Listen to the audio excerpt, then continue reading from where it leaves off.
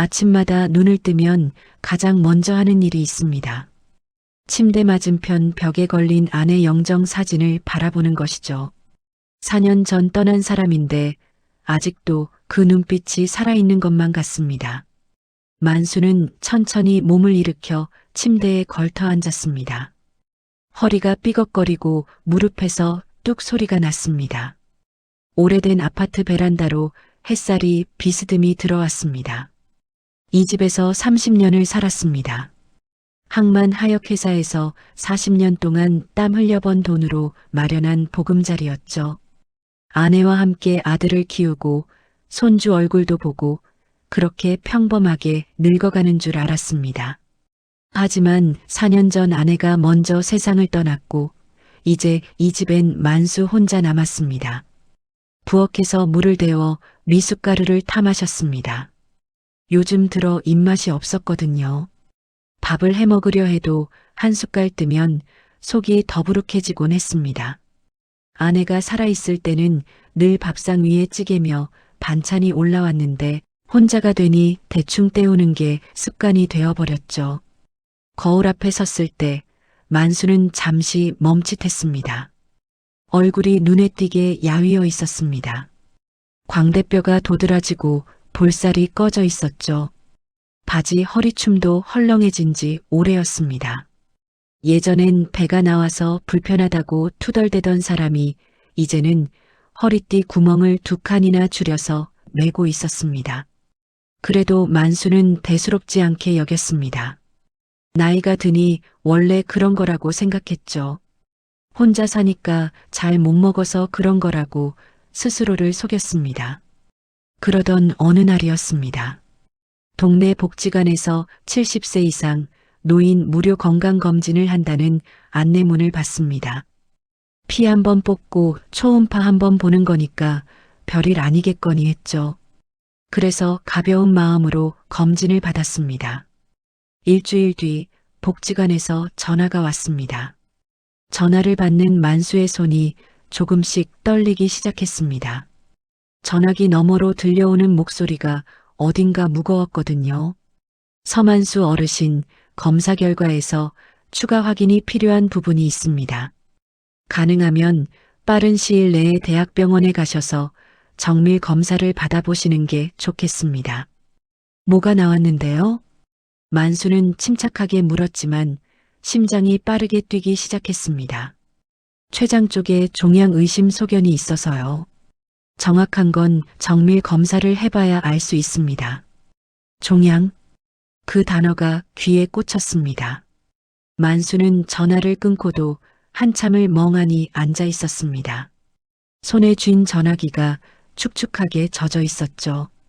다음 날 만수는 버스를 2번 갈아타고 대학병원에 도착했습니다. 접수를 하고 순서를 기다리는데 시간이 너무 느리게 흘러갔습니다. 대기실에는 만수처럼 얼굴이 굳은 사람들이 여럿 앉아 있었습니다. 모두들 자기 안의 불안과 싸우고 있는 것 같았죠. 피 검사, 초음파, CT, 내시경. 하루 종일 이 검사실 저 검사실을 옮겨 다녔습니다. 병원 복도의 흰 형광등 불빛이 유난히 차갑게 느껴졌습니다. 일주일 뒤 결과를 듣기 위해 다시 병원을 찾았습니다. 진료실 문을 열고 들어갔을 때 의사의 표정이 심상치 않았습니다. 젊은 의사였는데 안경 너머로 보이는 눈빛이 어딘가 조심스러웠죠. 어르신, 일단 앉으세요. 만수는 의자에 앉았습니다. 다리가 후들거렸지만 애써 티를 내지 않았습니다. 의사가 컴퓨터 화면을 돌려 보여주었습니다. 거기엔 만수의 복부 단면 사진이 떠 있었습니다. 췌장이라고 적힌 부분에 하얀 동그라미가 표시되어 있었죠. 여기 보이시죠? 이 부분이 종양입니다. 다행히 초기 단계이긴 합니다만 초기면 괜찮은 거 아닙니까? 만수는 조금이라도 희망을 찾으려는 듯 물었습니다. 의사가 잠시 말을 멈췄습니다. 그 짧은 침묵이 만수의 가슴을 쿵 내리쳤습니다. 췌장암은 다른 암과 조금 다릅니다. 초기라고 해도 진행이 매우 빠른 경우가 많아요. 어르신 종양도 그런 유형입니다. 공격적인 암이에요. 공격적인 암. 그 말이 머릿속에서 맴돌았습니다. 만수는 자신의 몸속에 적이 있다는 사실을 처음으로 실감했습니다. 그것도 아주 사나운 적이요. 수술이 가능한 상태입니다. 하지만 수술만으로는 부족해요. 수술 후에 항암 치료도 병행해야 합니다. 둘 다 하셔야 합니다. 그러면 얼마나 걸립니까? 수술 후 회복 기간 포함해서 항암까지 6개월에서 8개월 정도 보셔야 합니다. 물론 경과에 따라 달라질 수 있고요. 만수는 고개를 끄덕였습니다. 하지만 머리가 제대로 돌아가지 않았습니다. 입술이 바짝 말랐죠. 비용은요? 그 질문을 하는 게 부끄러웠습니다. 목숨이 왔다 갔다 하는데 돈 걱정을 하다니. 하지만 물어볼 수밖에 없었습니다. 만수에게 돈은 현실이었으니까요. 수술비, 입원비, 항암 치료비 다 합치면 대략 1,300만 원 정도 예상하시면 됩니다. 물론 건강보험 적용 후 금액이고요. 1,300만 원. 그 숫자가 만수의 머릿속에 또렷이 박혔습니다. 한 달 생활비 100만 원을 아껴 쓰는 사람에게 그 돈은 1년치 생활비가 넘는 금액이었습니다. 진료실을 나온 만수는 병원 로비 한 구석 벤치에 털썩 주저앉았습니다. 오가는 사람들이 흐릿하게 보였습니다. 귀에서는 윙윙거리는 소리가 났죠. 손이 떨렸습니다. 주머니에서 전화기를 꺼내 은행 앱을 열었습니다. 통장 잔액이 화면에 떴습니다. 842만 원. 그게 전부였습니다. 한참을 그렇게 앉아 있다가 만수는 고개를 들었습니다. 병원 천장의 형광등이 눈부시게 빛났습니다. 시야가 흐려지더니 눈가에 물기가 맺혔죠. 40년을 일했습니다. 새벽부터 밤늦게까지 항만에서 컨테이너를 옮기고 서류를 정리하고 비바람 맞으며 버텼습니다. 그렇게 번 돈으로 아들 대학 보내고 결혼시키고 아내 병원비 대고 장례도 치렀습니다. 남은 건 이 낡은 아파트 한 채와 800만 원이 조금 넘는 통장뿐이었습니다. 버스를 타고 집으로 돌아오는 길, 창밖으로 거리가 스쳐 지나갔습니다. 아이들이 웃으며 뛰어다니고 젊은 사람들이 휴대폰을 보며 걸었습니다. 세상은 아무 일 없다는 듯 굴러가고 있었죠. 만수만 홀로 다른 세계에 있는 것 같았습니다. 집에 도착해서 문을 열고 들어갔습니다. 현관에서 신발을 벗는데 다리에 힘이 풀려 문틀을 잡아야 했습니다. 거실로 비틀비틀 걸어가 소파에 쓰러지듯 앉았죠. 고요했습니다. 시계 초침 소리만 또각또각 울렸습니다. 아내 영정 사진이 보였습니다. 만수는 그 사진을 바라보며 중얼거렸습니다. 여보, 나도 이제 갈 때가 된 건가? 목소리가 갈라졌습니다. 눈물이 볼을 타고 흘러내렸습니다. 하지만 만수는 고개를 저었습니다. 아직은 아니었습니다. 포기하기엔 이른 것 같았죠. 결국 한 가지 방법밖에 떠오르지 않았습니다. 아들, 외아들 진우에게 연락하는 것이었습니다. 만수는 전화기를 집어들었습니다. 연락처에서 아들 이름을 찾았습니다. 손가락이 통화 버튼 위에서 멈췄습니다. 언제 마지막으로 아들과 이야기를 나눴는지 기억이 가물가물했습니다. 설날에 잠깐 얼굴 비추고 간 게 전부였죠. 그마저도 서너 달 전 일이었습니다. 바쁘겠지. 회사가 잘 돼서 바쁜 거겠지. 만수는 스스로를 그렇게 다독였습니다. 그리고 천천히 통화 버튼을 눌렀습니다. 신호음이 울렸습니다. 한 번, 두 번, 세 번, 네 번째 신호음이 울리기 전에 전화가 연결되었습니다. 여보세요? 아들의 목소리였습니다. 오랜만에 듣는 그 목소리가 낯설게 느껴졌습니다. 진우야, 나다. 아버지. 아, 아버지. 무슨 일이세요? 목소리가 어딘가 경계하는 듯 했습니다. 반갑다는 인사는 없었죠. 만수는 잠시 망설였습니다. 어떻게 말을 꺼내야 할지 몰랐습니다. 결국 그냥 솔직하게 말하기로 했습니다. 진우야, 할 얘기가 있는데 직접 만나서 이야기할 수 있겠니? 전화기 너머로 짧은 침묵이 흘렀습니다. 그 침묵이 만수의 가슴을 조여왔습니다. 전화기 너머로 흘러온 침묵이 길게 이어졌습니다. 만수는 숨을 죽이고 아들의 대답을 기다렸습니다. 심장이 쿵쿵 뛰었죠. 아들에게 도움을 청하는 게 이렇게 어려운 일인 줄 몰랐습니다. 아버지, 무슨 일인데요? 전화로 말씀하시면 안 돼요? 진우의 목소리에는 귀찮다는 기색이 묻어 있었습니다. 만수는 가슴 한쪽이 쓰라렸지만 애써 무시했습니다. 전화론 좀 그래. 얼굴 보고 얘기하고 싶다. 요즘 회사가 많이 바빠서요. 이번 주는 좀 힘들 것 같고, 그럼 다음 주라도. 만수의 목소리가 조금 떨렸습니다. 부탁하는 게 익숙하지 않았거든요. 평생 남에게 손 벌리지 않고 살아온 사람이었습니다. 알겠어요. 시간 되면 연락드릴게요. 그 말을 끝으로 전화가 끊겼습니다.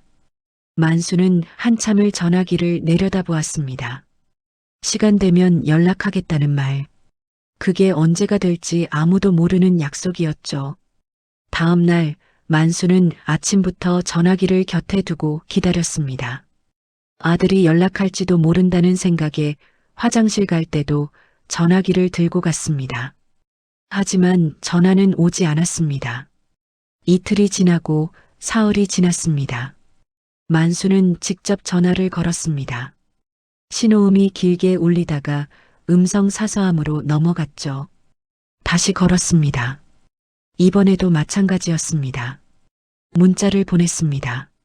진우야, 시간 될 때 연락해라. 읽은 표시는 떴지만 답장은 없었습니다. 나흘째 되던 날 저녁 드디어 아들에게서 전화가 왔습니다. 아버지, 죄송해요. 요즘 투자 유치 때문에 정신이 없어서. 괜찮다. 그래, 언제 볼 수 있겠니? 모레 점심쯤 잠깐 시간 낼 수 있을 것 같아요. 회사 근처로 오실 수 있으세요? 만수는 바로 대답했습니다. 그래, 내가 가마. 전화를 끊고 나서야 만수는 아들 회사가 어디 있는지 정확히 모른다는 걸 깨달았습니다. 서울 어딘가라는 것만 알았죠. 주소를 찾아보니 강남 쪽이었습니다. 버스로 2시간 가까이 걸리는 거리였습니다. 모레가 되었습니다. 만수는 새벽같이 일어나 외출 준비를 했습니다. 옷장에서 가장 깔끔한 셔츠를 꺼내 입었습니다. 낡았지만 깨끗이 빨아둔 바지도 입었죠. 거울 앞에 서서 넥타이를 맬까 말까 고민하다가 결국 포기했습니다. 매는 법을 까먹은 지 오래였거든요. 버스를 2번 갈아타고 지하철로 환승했습니다. 서울 도심의 복잡한 지하철 노선도가 눈에 잘 들어오지 않았습니다. 젊은 사람들에게 길을 물어가며 겨우 목적지 근처에 도착했죠. 역에서 나오니 높은 빌딩들이 즐비했습니다. 유리로 된 건물들이 햇빛에 반짝거렸습니다. 깔끔하게 차려입은 젊은이들이 바쁘게 오갔죠. 만수는 문득 자신이 이곳에 어울리지 않는 사람처럼 느껴졌습니다. 약속 장소는 빌딩 1층에 있는 식당이었습니다. 만수가 도착했을 때 아들은 아직 오지 않았습니다. 창가 자리에 앉아 물을 마시며 기다렸죠. 10분이 지나고 20분이 지났습니다. 약속 시간에서 30분이 지났을 때 드디어 아들이 나타났습니다. 진우는 말끔한 정장 차림의 손에는 고급스러워 보이는 가죽 서류 가방을 들고 있었습니다. 아버지, 죄송해요. 회의가 길어져서. 진우는 자리에 앉으며 시계를 흘끗 보았습니다. 그 작은 동작이 만수의 가슴에 걸렸습니다. 바쁘다는 것을, 시간이 없다는 것을 은연중에 드러내는 것 같았거든요. 괜찮다. 바쁜데 나왔으니 고맙다. 만수는 애써 웃었습니다. 하지만 진우는 웃지 않았습니다. 표정이 굳어 있었죠. 음식을 주문하고 나서도 진우는 연신 휴대폰을 확인했습니다. 화면에 알림이 뜰 때마다 미간을 찌푸렸죠. 만수는 그런 아들을 물끄러미 바라보았습니다. 언제부터 이렇게 됐을까? 어릴 때는 아버지 손을 꼭 잡고 다니던 아이였는데 대학 입학할 때만 해도 고마워요. 아버지 하며 눈물을 글썽이던 청년이었는데 진우야. 만수가 입을 열었습니다. 진우가 휴대폰에서 눈을 떼고 아버지를 보았습니다. 할 얘기가 뭔데요? 병원에 다녀왔다. 병원이요? 어디 편찮으세요? 진우의 목소리에 약간의 걱정이 섞여 있었습니다. 만수는 그 작은 관심에 조금이나마 위안을 얻었습니다. 췌장암이래. 그 말을 하는 순간 식당 안의 소음이 멀어지는 것 같았습니다. 만수는 자신의 목소리가 떨리지 않도록 애썼습니다. 진우의 표정이 굳었습니다. 눈이 커지더니 입술이 살짝 벌어졌죠. 그 반응을 보며 만수는 조금 안심했습니다. 아들이 충격받은 것 같았거든요. 암이요? 아버지가? 초기래. 수술하고 항암하면 된다더라. 그럼 다행이네요. 진우는 말을 하면서도 시선을 테이블 위로 떨어뜨렸습니다. 무언가를 계산하는 것 같은 눈빛이었습니다. 근데 문제가 있다. 만수는 숨을 크게 들이마셨습니다. 이 말을 하는 게 정말 힘들었습니다. 치료비가 1,300만 원쯤 든대. 내 통장엔 그만큼이 없다. 그 말을 듣는 순간 진우의 표정이 미묘하게 변했습니다. 눈썹이 살짝 올라가고 입꼬리가 아래로 처졌죠. 걱정의 표정이 아니었습니다. 뭔가 곤란하다는 귀찮다는 표정에 더 가까웠습니다. 1,300이요. 진우는 중얼거리며 휴대폰을 만지작거렸습니다. 만수는 아들의 반응을 조용히 지켜보았습니다. 아버지, 요즘 회사 상황이 안 좋아요. 진우가 입을 열었습니다. 목소리가 낮아졌죠. 투자자들 눈치 보느라 현금 흐름이 막혀 있거든요. 지금 당장은 현금을 빼기가 어려워요. 그래도 급한 건데 제가 못 도와드린다는 게 아니에요. 며칠만 시간을 주세요. 상황 좀 정리해 볼게요. 진우의 말은 정중했지만 어딘가 거리를 두는 느낌이었습니다.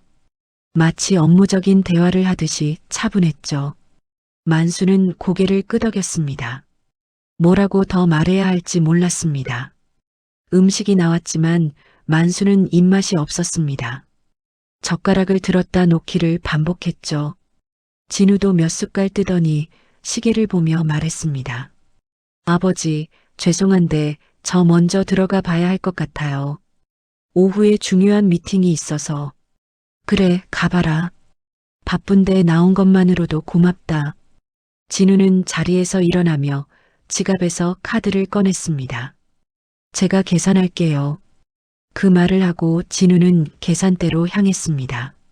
만수는 아들의 뒷모습을 바라보았습니다. 넓은 어깨, 곧은 허리, 자신감 있는 걸음걸이.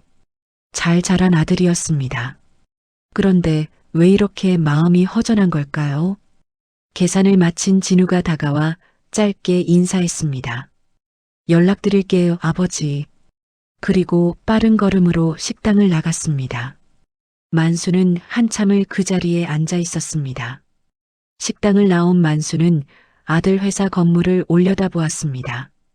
20층이 넘는 빌딩이었습니다. 유리창이 하늘을 반사해 반짝이고 있었죠. 문득 지하 주차장 입구가 눈에 들어왔습니다. 만수는 무심코 그쪽으로 걸어갔습니다. 주차장 안으로 들어가자 고급 승용차들이 줄지어 서 있었습니다. 그때 익숙한 번호판이 보였습니다. 검은색 수입 차량이었습니다. 크고 번듯한 차였죠. 만수는 그 차를 알고 있었습니다. 설날 아들 부부가 타고 왔던 차였거든요. 돈이 없다더니, 현금 흐름이 막혔다더니, 만수는 한참을 그 자리에 서서 차를 바라보았습니다. 가슴 한쪽에서 뭔가가 찌르르 갈라지는 것 같았습니다. 집으로 돌아오는 길, 버스 창밖으로 노을이 붉게 물들었습니다. 만수는 그 풍경을 멍하니 바라보았습니다. 아들이 거짓말을 했을 리 없다고 생각하려 했습니다. 사업하는 사람들은 겉으로 보이는 것과 실제가 다를 수도 있다고 애써 스스로를 다독였죠. 하지만 마음 한구석에서는 이미 의심의 씨앗이 싹을 틔우고 있었습니다. 집에 도착해 문을 열고 들어갔습니다. 어둠 속에 아내 영정 사진이 희미하게 보였습니다. 만수는 불도 켜지 않고 그 앞에 섰습니다. 여보, 우리 아들이 원래 저랬나? 아무 대답도 없었습니다. 사진 속 아내는 그저 웃고 있을 뿐이었죠. 만수는 소파에 털썩 앉았습니다. 오늘 아들의 표정이 자꾸 떠올랐습니다. 암이라는 말을 들었을 때 잠깐 보였던 그 계산하는 듯한 눈빛, 돈 이야기를 하자마자 달라진 말투. 처음으로 이런 생각이 들었습니다. 혹시 아들이 나를 부담스러워하는 건 아닐까? 그 생각을 떨쳐내려 해도 쉽게 사라지지 않았습니다. 만수는 고개를 떨구고 두 손으로 얼굴을 감쌌습니다. 며칠만 기다리라고 했죠. 연락을 준다고 했습니다. 만수는 그 말을 믿기로 했습니다. 아들이니까요. 피를 나눈 자식이니까요. 하지만 왜인지 모르게 눈가가 뜨거워졌습니다. 아들과 만난 지 닷새가 지났습니다. 만수는 매일 전화기를 확인했습니다. 아침에 눈을 뜨면 가장 먼저 전화기를 집어들었죠. 혹시 밤새 연락이 왔을까 싶어서요.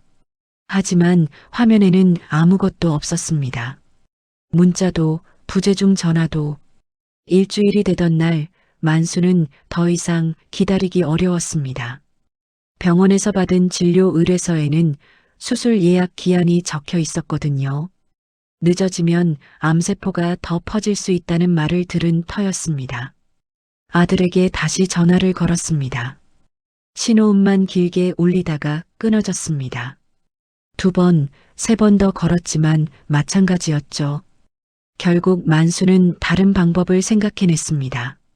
며느리에게 연락하는 것이었습니다. 전화번호부를 뒤져 며느리 번호를 찾았습니다. 서연이라는 이름 석자가 화면에 떴습니다. 손가락이 통화 버튼 위에서 멈칫거렸죠. 사실 며느리와는 그리 가깝지 않았습니다. 결혼한 지 10년이 넘었지만 둘이서 길게 대화를 나눈 적은 손에 꼽을 정도였죠. 명절에 얼굴 보고 인사하는 게 전부였습니다.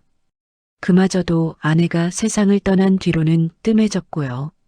그래도 어쩔 수 없었습니다. 아들이 연락을 안 받으니 며느리라도 붙잡아야 했습니다. 만수는 심호흡을 하고 통화 버튼을 눌렀습니다. 2번째 신호음이 울리자 전화가 연결되었습니다. 네, 아버님. 며느리의 목소리는 또렷했습니다. 차분하면서도 어딘가 사무적인 느낌이었죠. 서연아, 바쁜 시간에 미안하다. 혹시 진우 어디 있니? 전화가 안 되네. 아, 요즘 남편이 투자 미팅이 많아서요. 휴대폰 끄고 다닐 때가 있어요. 그렇구나. 만수는 잠시 말을 멈췄습니다. 어떻게 꺼내야 할지 망설여졌거든요. 하지만 빙빙 돌려 말할 시간이 없었습니다. 진우한테 얘기 들었을 거다. 내가 좀 아프다고. 네, 들었어요. 수술을 해야 하는데 돈이 좀 모자라서. 진우가 알아본다고 했는데 연락이 없어서 그래. 전화기 너머로 짧은 침묵이 흘렀습니다. 그 침묵이 만수의 가슴을 조여왔습니다. 아버님, 그게요. 며느리가 입을 열었습니다. 목소리 톤이 조금 낮아졌죠. 저희도 지금 상황이 안 좋아요. 애들 학원비도 밀려 있고 대출 이자도 내야 하고요. 솔직히 말씀드리면 여유가 없어요. 그래도 급한 건데.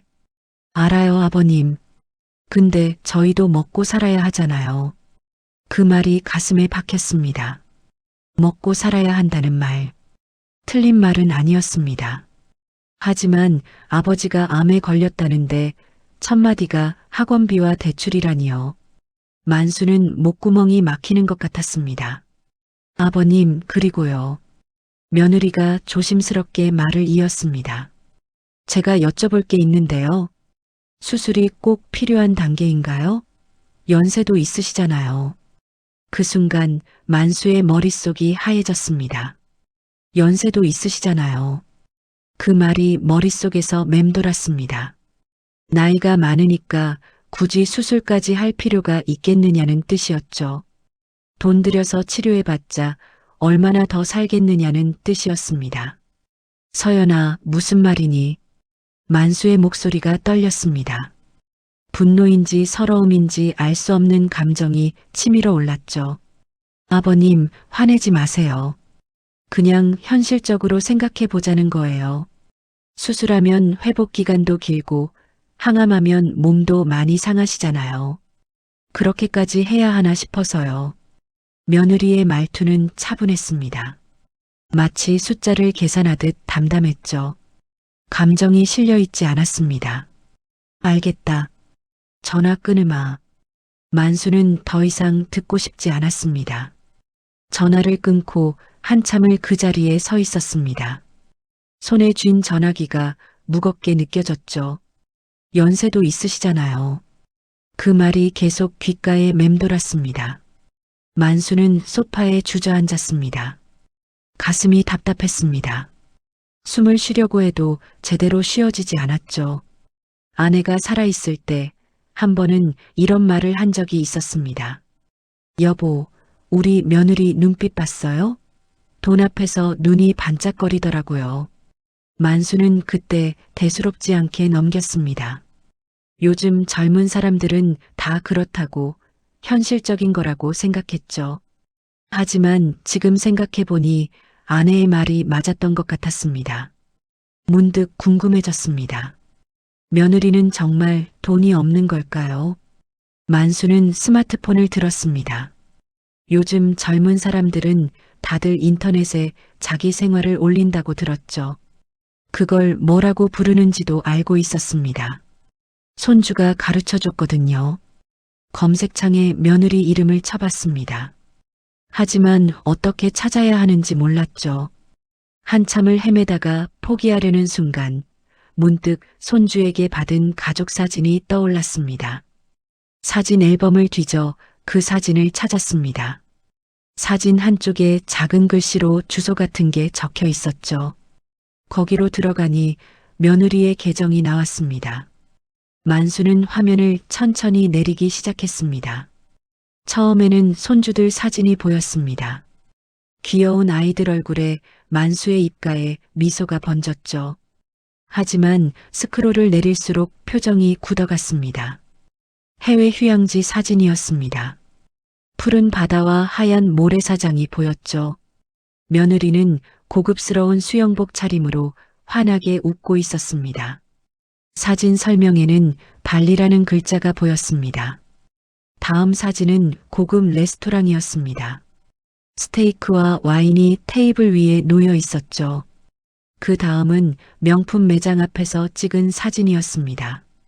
며느리 손에는 커다란 쇼핑백이 들려 있었죠. 만수는 계속 스크롤을 내렸습니다. 고급 브런치 카페, 백화점 문화센터, 호텔 수영장, 유명 미술관. 사진마다 비싸 보이는 옷과 가방과 액세서리가 등장했습니다.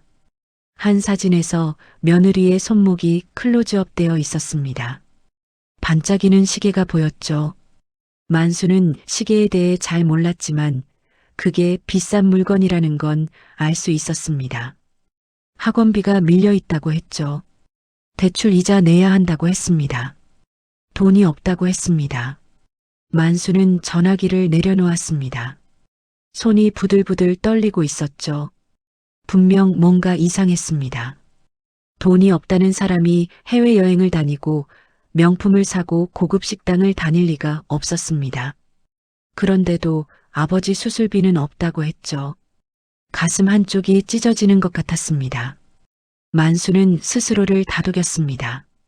어쩌면 저 사진들은 오래전 것일 수도 있다고요.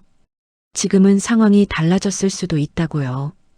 요즘 젊은 사람들은 겉으로는 화려해 보여도 빚더미에 앉아 있는 경우가 많다고 들었거든요. 그래, 다들 그렇게 사는 거겠지. 만수는 애써 그렇게 생각하려 했습니다. 하지만 마음 한구석에서는 이미 무언가가 무너지고 있었습니다. 아들과 며느리에 대한 믿음이, 가족에 대한 신뢰가 금이 가기 시작했죠. 창밖으로 해가 저물고 있었습니다. 노을빛이 방 안으로 비스듬히 들어왔습니다. 만수는 그 빛을 멍하니 바라보았습니다. 아내 영정 사진이 눈에 들어왔습니다. 사진 속 아내는 여전히 온화하게 웃고 있었죠. 여보, 당신 말이 맞았어. 내가 사람을 너무 쉽게 봤나 봐. 만수는 중얼거렸습니다. 대답이 없다는 걸 알면서도 말을 건네지 않을 수 없었죠. 그날 밤 만수는 잠을 이루지 못했습니다. 천장을 바라보며 뒤척이다가 새벽녘에야 간신히 눈을 붙였습니다. 꿈속에서 아내를 만났습니다. 아내는 아무 말 없이 만수의 손을 잡아주었죠. 그 따스한 온기가 느껴지는 것 같았습니다. 눈을 떴을 때 베개가 축축하게 젖어 있었습니다. 며느리와 통화한 다음 날 만수는 결심했습니다. 아들과 며느리를 기다리고 있을 수만은 없었죠. 스스로 방법을 찾아봐야 했습니다. 수술 날짜는 다가오고 있었고 통장에는 800만 원 남짓밖에 없었으니까요. 아침 일찍 집을 나섰습니다. 먼저 향한 곳은 대학병원이었습니다. 진료를 받으러 간 게 아니었죠. 1층 안내 데스크에서 사회복지팀이 어디 있는지 물었습니다. 복도를 따라 한참을 걸어 사회복지팀 사무실을 찾았습니다. 문을 두드리고 들어가니 젊은 여직원이 반갑게 맞아주었습니다. 어르신, 어떻게 오셨어요? 저기 치료비 지원받을 수 있는 방법이 있다고 들어서요. 만수는 자리에 앉아 상황을 설명했습니다. 췌장암 진단을 받은 것, 수술과 항암이 필요한 것, 돈이 부족한 것까지 모두 이야기했죠. 직원은 고개를 끄덕이며 컴퓨터 화면을 확인했습니다. 자판을 두드리는 소리가 사무실 안에 울렸습니다. 어르신, 혹시 기초생활수급자로 등록되어 계신가요? 아니요, 아닙니다. 그럼 차상위 계층은요? 그것도 아닙니다. 직원의 표정이 조금 굳어졌습니다. 어르신 명의로 된 부동산이 있으신 거죠? 예, 아파트 한 채 있습니다. 그러시면 정부 지원 대상에서는 제외되실 가능성이 높아요. 만수의 어깨가 축 처졌습니다. 집이 있으면 안 되는 건가요? 자산 기준이 있거든요. 아파트를 소유하고 계시면 소득과 재산 합산해서 기준을 초과하실 거예요. 직원은 미안한 표정으로 설명을 이어갔습니다. 정부 지원은 일정 기준 이하인 사람들에게만 해당된다고요. 만수처럼 집을 가진 사람은 지원 대상이 아니라고요. 그 집이 40년 된 낡은 아파트라는 것은 중요하지 않았습니다. 시세로 따지면 2억 원이 넘는 자산이라는 게 문제였죠. 민간 지원 단체 쪽도 알아보실 수 있는데 거기도 심사가 까다로워요. 신청하시면 3개월에서 6개월 정도 걸릴 수 있고요. 3개월에서 6개월. 그 시간 동안 암세포는 가만히 있어주지 않을 터였습니다. 만수는 고개를 숙이고 사무실을 나왔습니다. 병원 복도가 유난히 길게 느껴졌습니다. 오가는 사람들 사이에서 혼자만 느리게 걷는 것 같았죠. 병원을 나와 버스를 탔습니다. 다음 목적지는 은행이었습니다. 동네 은행 지점에 들어서니 번호표를 뽑으라는 안내가 나왔습니다. 번호표를 뽑고 대기석에 앉았죠. 20분쯤 기다리니 번호가 불렸습니다. 창구 직원은 30대 초반쯤 되어 보이는 남자였습니다. 안경 너머로 만수를 바라보며 물었습니다. 어르신, 무엇을 도와드릴까요? 대출 상담 받으러 왔습니다. 네, 어떤 용도의 대출이신가요? 병원비가 필요해서요. 500만 원 정도면 될 것 같습니다. 직원은 컴퓨터 화면을 보며 몇 가지 질문을 했습니다. 나이, 직업, 소득, 보유 자산 등을 물었죠. 만수는 하나하나 성실하게 대답했습니다. 질문이 끝나자 직원의 표정이 어두워졌습니다. 어르신, 죄송한 말씀이지만 대출이 어려울 것 같습니다. 왜요? 집도 있는데. 연령 제한이 있거든요. 저희 은행 기준으로 70세 이상은 신규 대출이 안 됩니다. 만수는 귀를 의심했습니다. 나이가 많으면 돈을 못 빌린다는 겁니까? 상환 능력을 담보할 수 없어서요. 정기적인 소득이 없으시면 심사 기준에서 탈락하게 됩니다. 직원의 설명은 정중했지만 그 내용은 차가웠습니다. 늙었으니까 안 된다. 돈 벌지 않으니까 안 된다. 그게 결론이었죠. 담보대출은요? 집을 담보로 잡으면 되지 않습니까? 담보대출도 연령 제한이 있습니다. 일부 상품은 예외가 있긴 한데 이자율이 높고 절차가 복잡해요. 게다가 어르신 연세의 7년에서 10년짜리 상환 계획은 승인받기 어렵습니다. 만수는 더 이상 말이 나오지 않았습니다. 40년 동안 일해서 모은 집 한 채가 있어도 나이가 많다는 이유로 500만 원도 빌릴 수 없다니요. 은행을 나온 만수는 한참을 걸었습니다. 어디로 가는지도 모르고 그냥 걸었죠. 정신을 차려보니 동네 공원 벤치 앞에 서 있었습니다. 벤치에 털썩 주저앉았습니다. 다리에 힘이 풀려 있었죠. 점심때가 지났지만 배고픈 줄도 몰랐습니다. 하늘을 올려다보았습니다.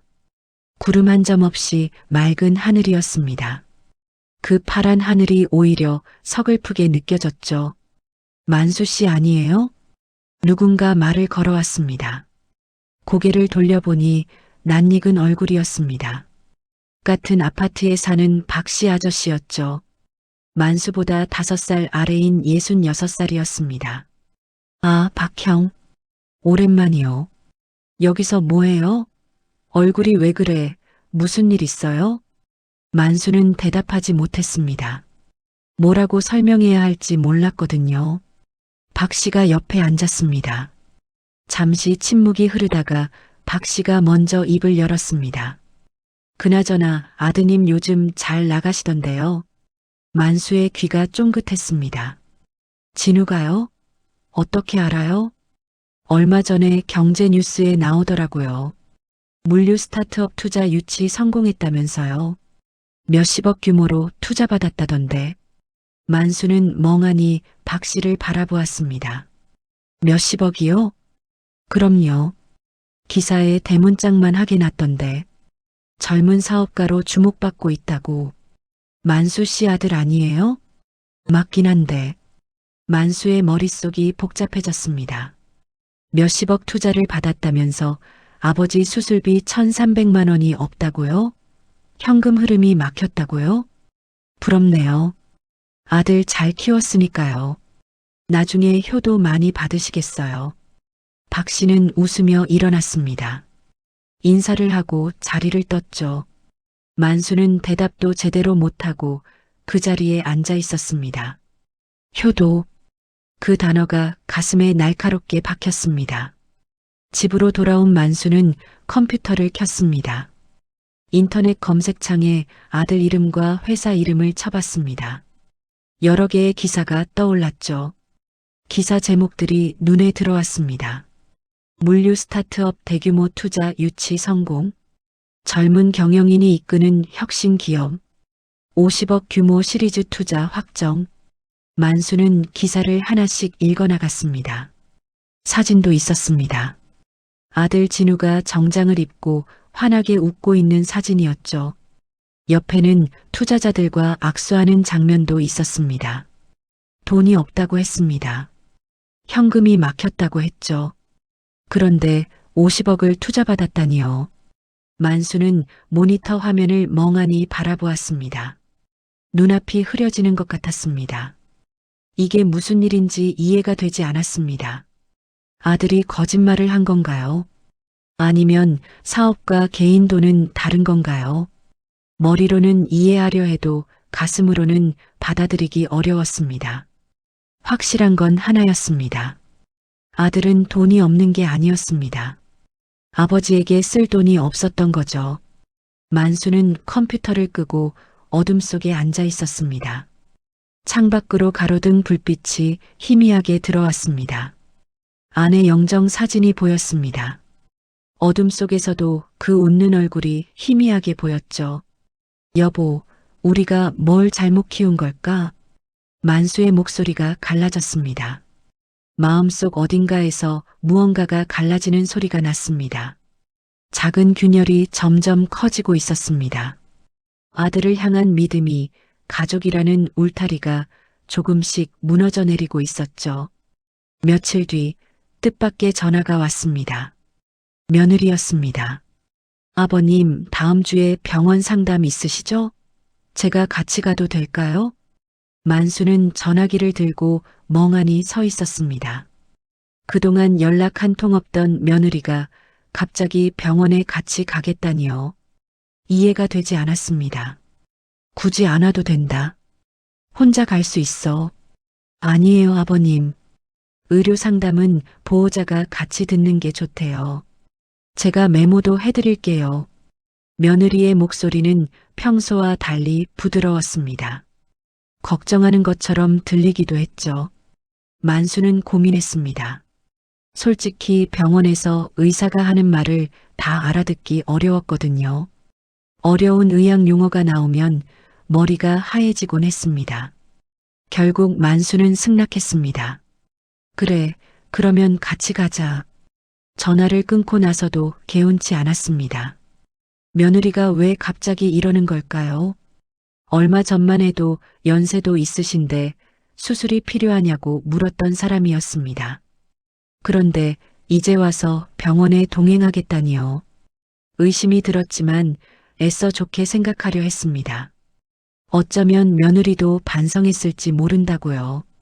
가족이니까 마음이 바뀌었을 수도 있다고요.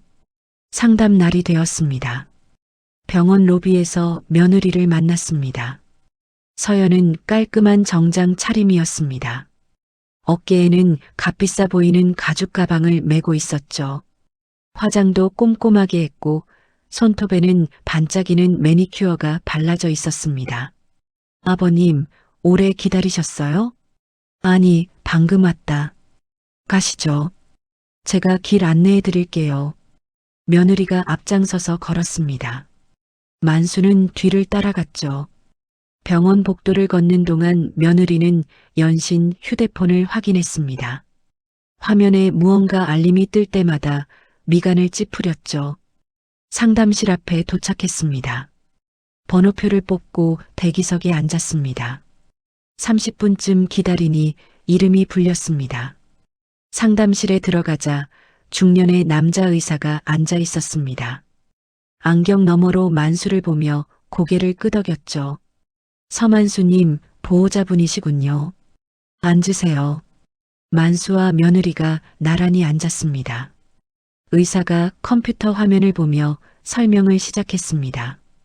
검사 결과를 다시 정리해 드리면요. 췌장 두부에 종양이 있고 초기 단계입니다. 다행히 다른 장기로 전이는 없어요.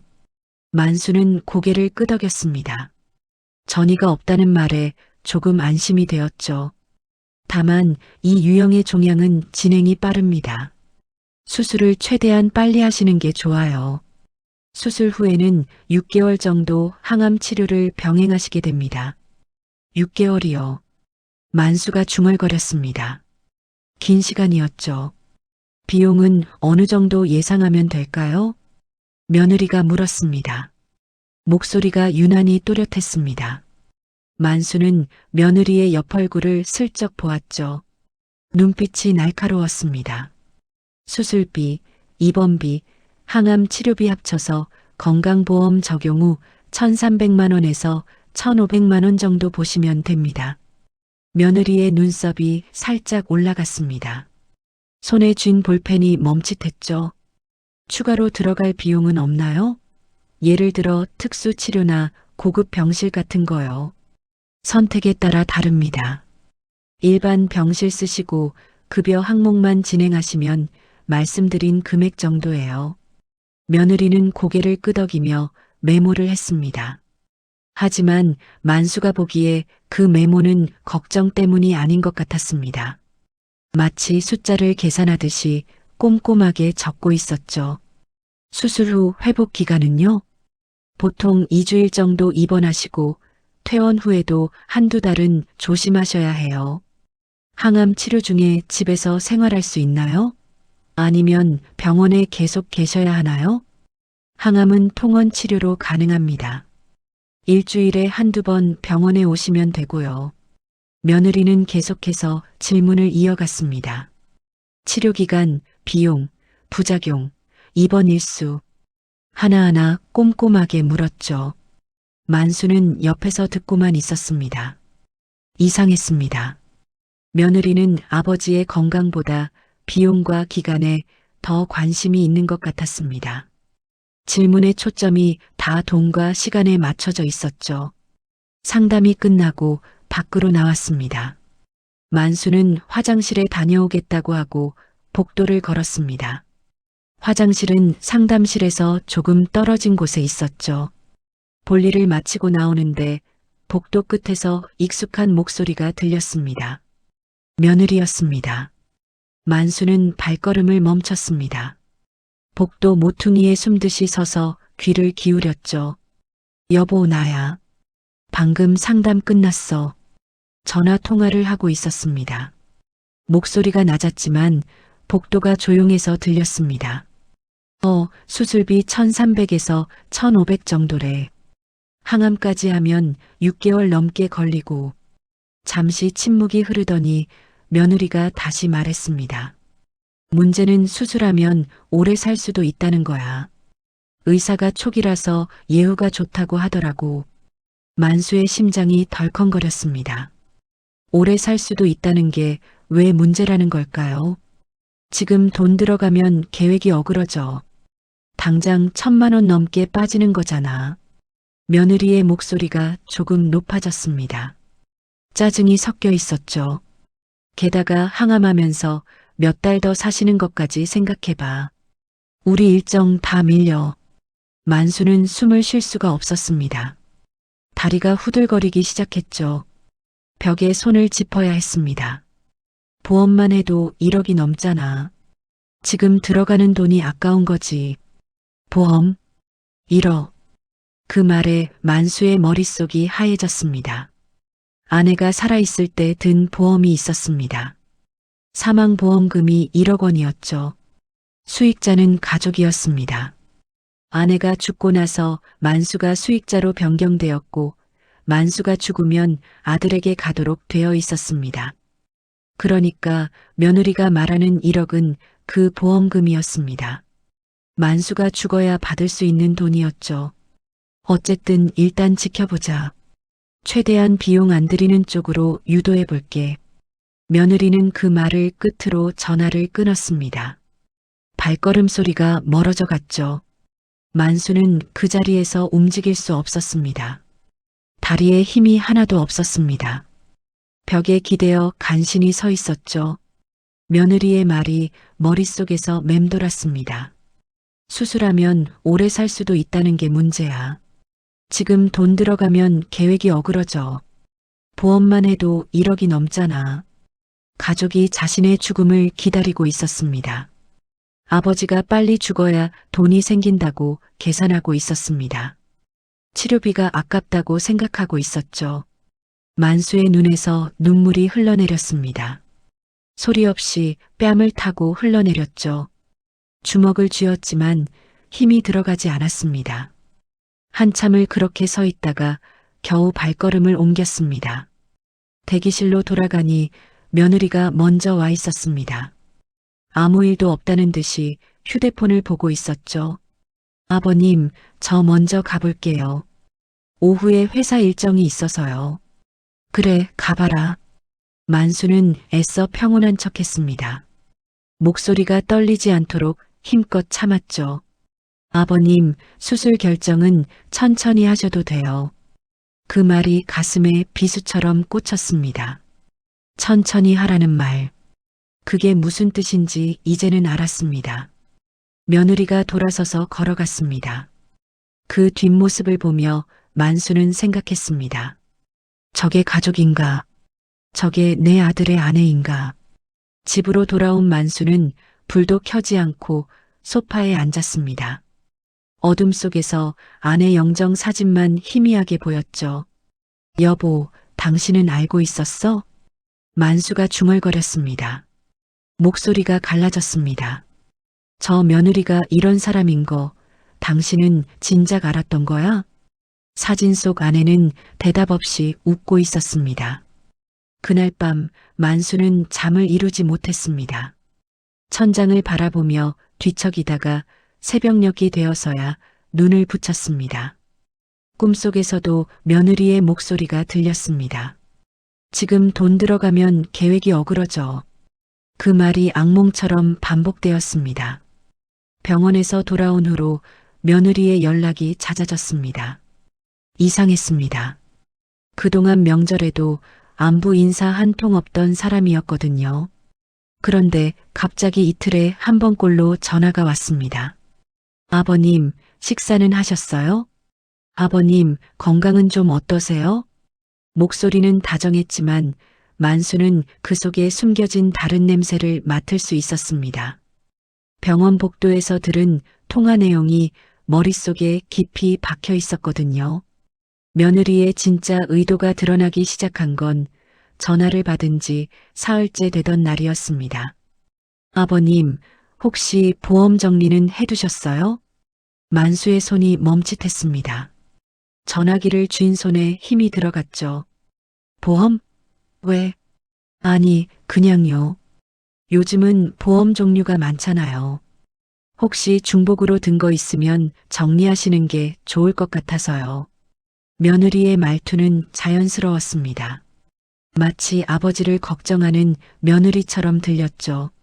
하지만 만수는 알고 있었습니다. 그게 거짓이라는 걸요. 별로 든 거 없다. 옛날에 아내가 넣어둔 것 하나 있고, 아, 그거요. 그거 수익자가 누구로 되어 있어요? 만수는 대답하지 않았습니다. 가슴이 서늘해지는 것 같았죠. 아버님? 왜 그게 궁금하니? 그냥요. 나중에 복잡해질 수 있으니까 미리 알아두면 좋잖아요. 나중에. 그 말이 귀에 걸렸습니다. 나중이라는 건 만수가 죽은 다음을 말하는 거였죠. 됐다. 내가 알아서 할 거니까. 만수는 짧게 대답하고 전화를 끊었습니다. 그 후로도 며느리의 탐색은 계속되었습니다. 다음 전화에서는 아파트 이야기를 꺼냈습니다. 아버님, 지금 사시는 아파트 명의가 아버님 단독이시죠? 그래, 왜? 아니, 혹시 재건축 얘기 나오면 복잡해질 수 있어서요. 미리 정리해 두시는 게 좋을 것 같아요. 만수는 전화기 너머로 며느리의 숨소리를 들었습니다. 조용히 정보를 캐내려는 느낌이 역력했죠. 정리는 무슨, 난 아직 안 죽었어. 아버님, 그런 뜻이 아니에요. 그냥, 알았으니까 끊자. 만수는 다시 전화를 끊었습니다. 손이 떨리고 있었죠. 아들에게도 전화를 걸어봤습니다. 상황을 확인하고 싶었거든요. 혹시 아들은 며느리와 다를지도 모른다는 작은 희망이 있었습니다.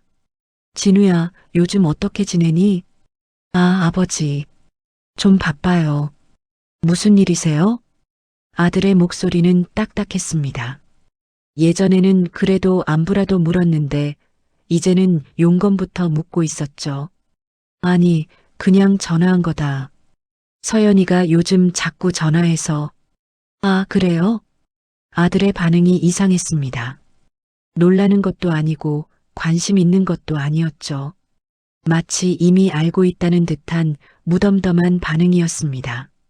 서연이가 보험이니 아파트니 자꾸 물어보더라.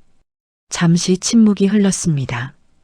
전화기 너머로 아들이 숨을 들이마시는 소리가 들렸죠. 아버지, 그냥 걱정돼서 그러는 거예요. 너무 예민하게 받아들이지 마세요. 진우야, 솔직하게 말해봐라. 너네 뭔가 꾸미고 있는 거 아니니? 뭐려? 아버지, 왜 그러세요? 피해망상이에요?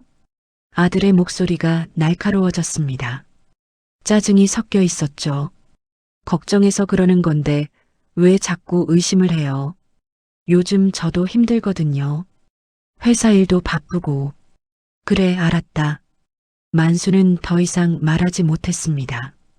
아들이 화를 내니까 마음이 위축되었거든요. 전화를 끊고 나서 만수는 한참을 생각에 잠겼습니다. 아들은 알고 있는 걸까요? 며느리가 하는 일을 알면서 모른 척하는 걸까요? 아니면 정말 모르는 걸까요? 어느 쪽이든 씁쓸했습니다. 며칠 뒤 예상치 못한 곳에서 단서가 날아왔습니다. 동네 철물점 주인인 김 사장에게서 전화가 온 것이었죠. 김 사장은 오래전 만수가 다니던 항만 회사와 거래하던 사람이었습니다. 은퇴 후에도 가끔 안부를 주고받는 사이였죠. 만수 씨, 나 김 사장이야. 오랜만이네. 오, 김 사장. 무슨 일이야? 아니, 요즘 아들 회사가 어떻게 되어가나 해서 우리 물류 쪽이랑 거래한다고 해서 알아봤거든. 만수의 귀가 쫑긋해졌습니다. 우리 진우 회사? 응, 근데 좀 이상한 소문이 있더라고. 무슨 소문?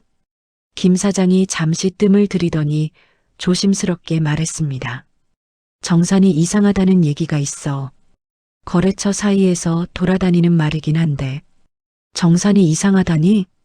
매출에 비해서 거래처 지급이 자꾸 밀린대. 돈이 어디로 새는 건지 모르겠다고들 하더라고. 만수는 전화기를 꼭 쥐었습니다. 심장이 두근거리기 시작했죠. 혹시 더 자세히 아는 거 있어? 자세한 건 나도 몰라. 그냥 거래처 사장들끼리 수군거리는 거 들은 거야. 괜히 아들 회사 험담하는 것 같아서 말할까 말까 했는데 만수 씨니까 알려주는 거야. 고맙다, 김 사장. 전화를 끊고 만수는 한참을 생각에 잠겼습니다. 돈이 어디로 새는 건지 모르겠다. 그 말이 계속 머릿속에 맴돌았습니다. 아들은 투자도 받았다고 했고 회사도 잘 나간다고 했습니다. 그런데 거래처 정산이 밀리다니요. 문득 떠오르는 장면이 있었습니다. 며느리의 휴대폰 계정에서 봤던 사진들이요. 해외여행, 명품, 고급 식당. 그 돈은 다 어디서 나온 걸까요? 그리고 또 하나 병원에서 들었던 며느리의 통화 내용이 떠올랐습니다.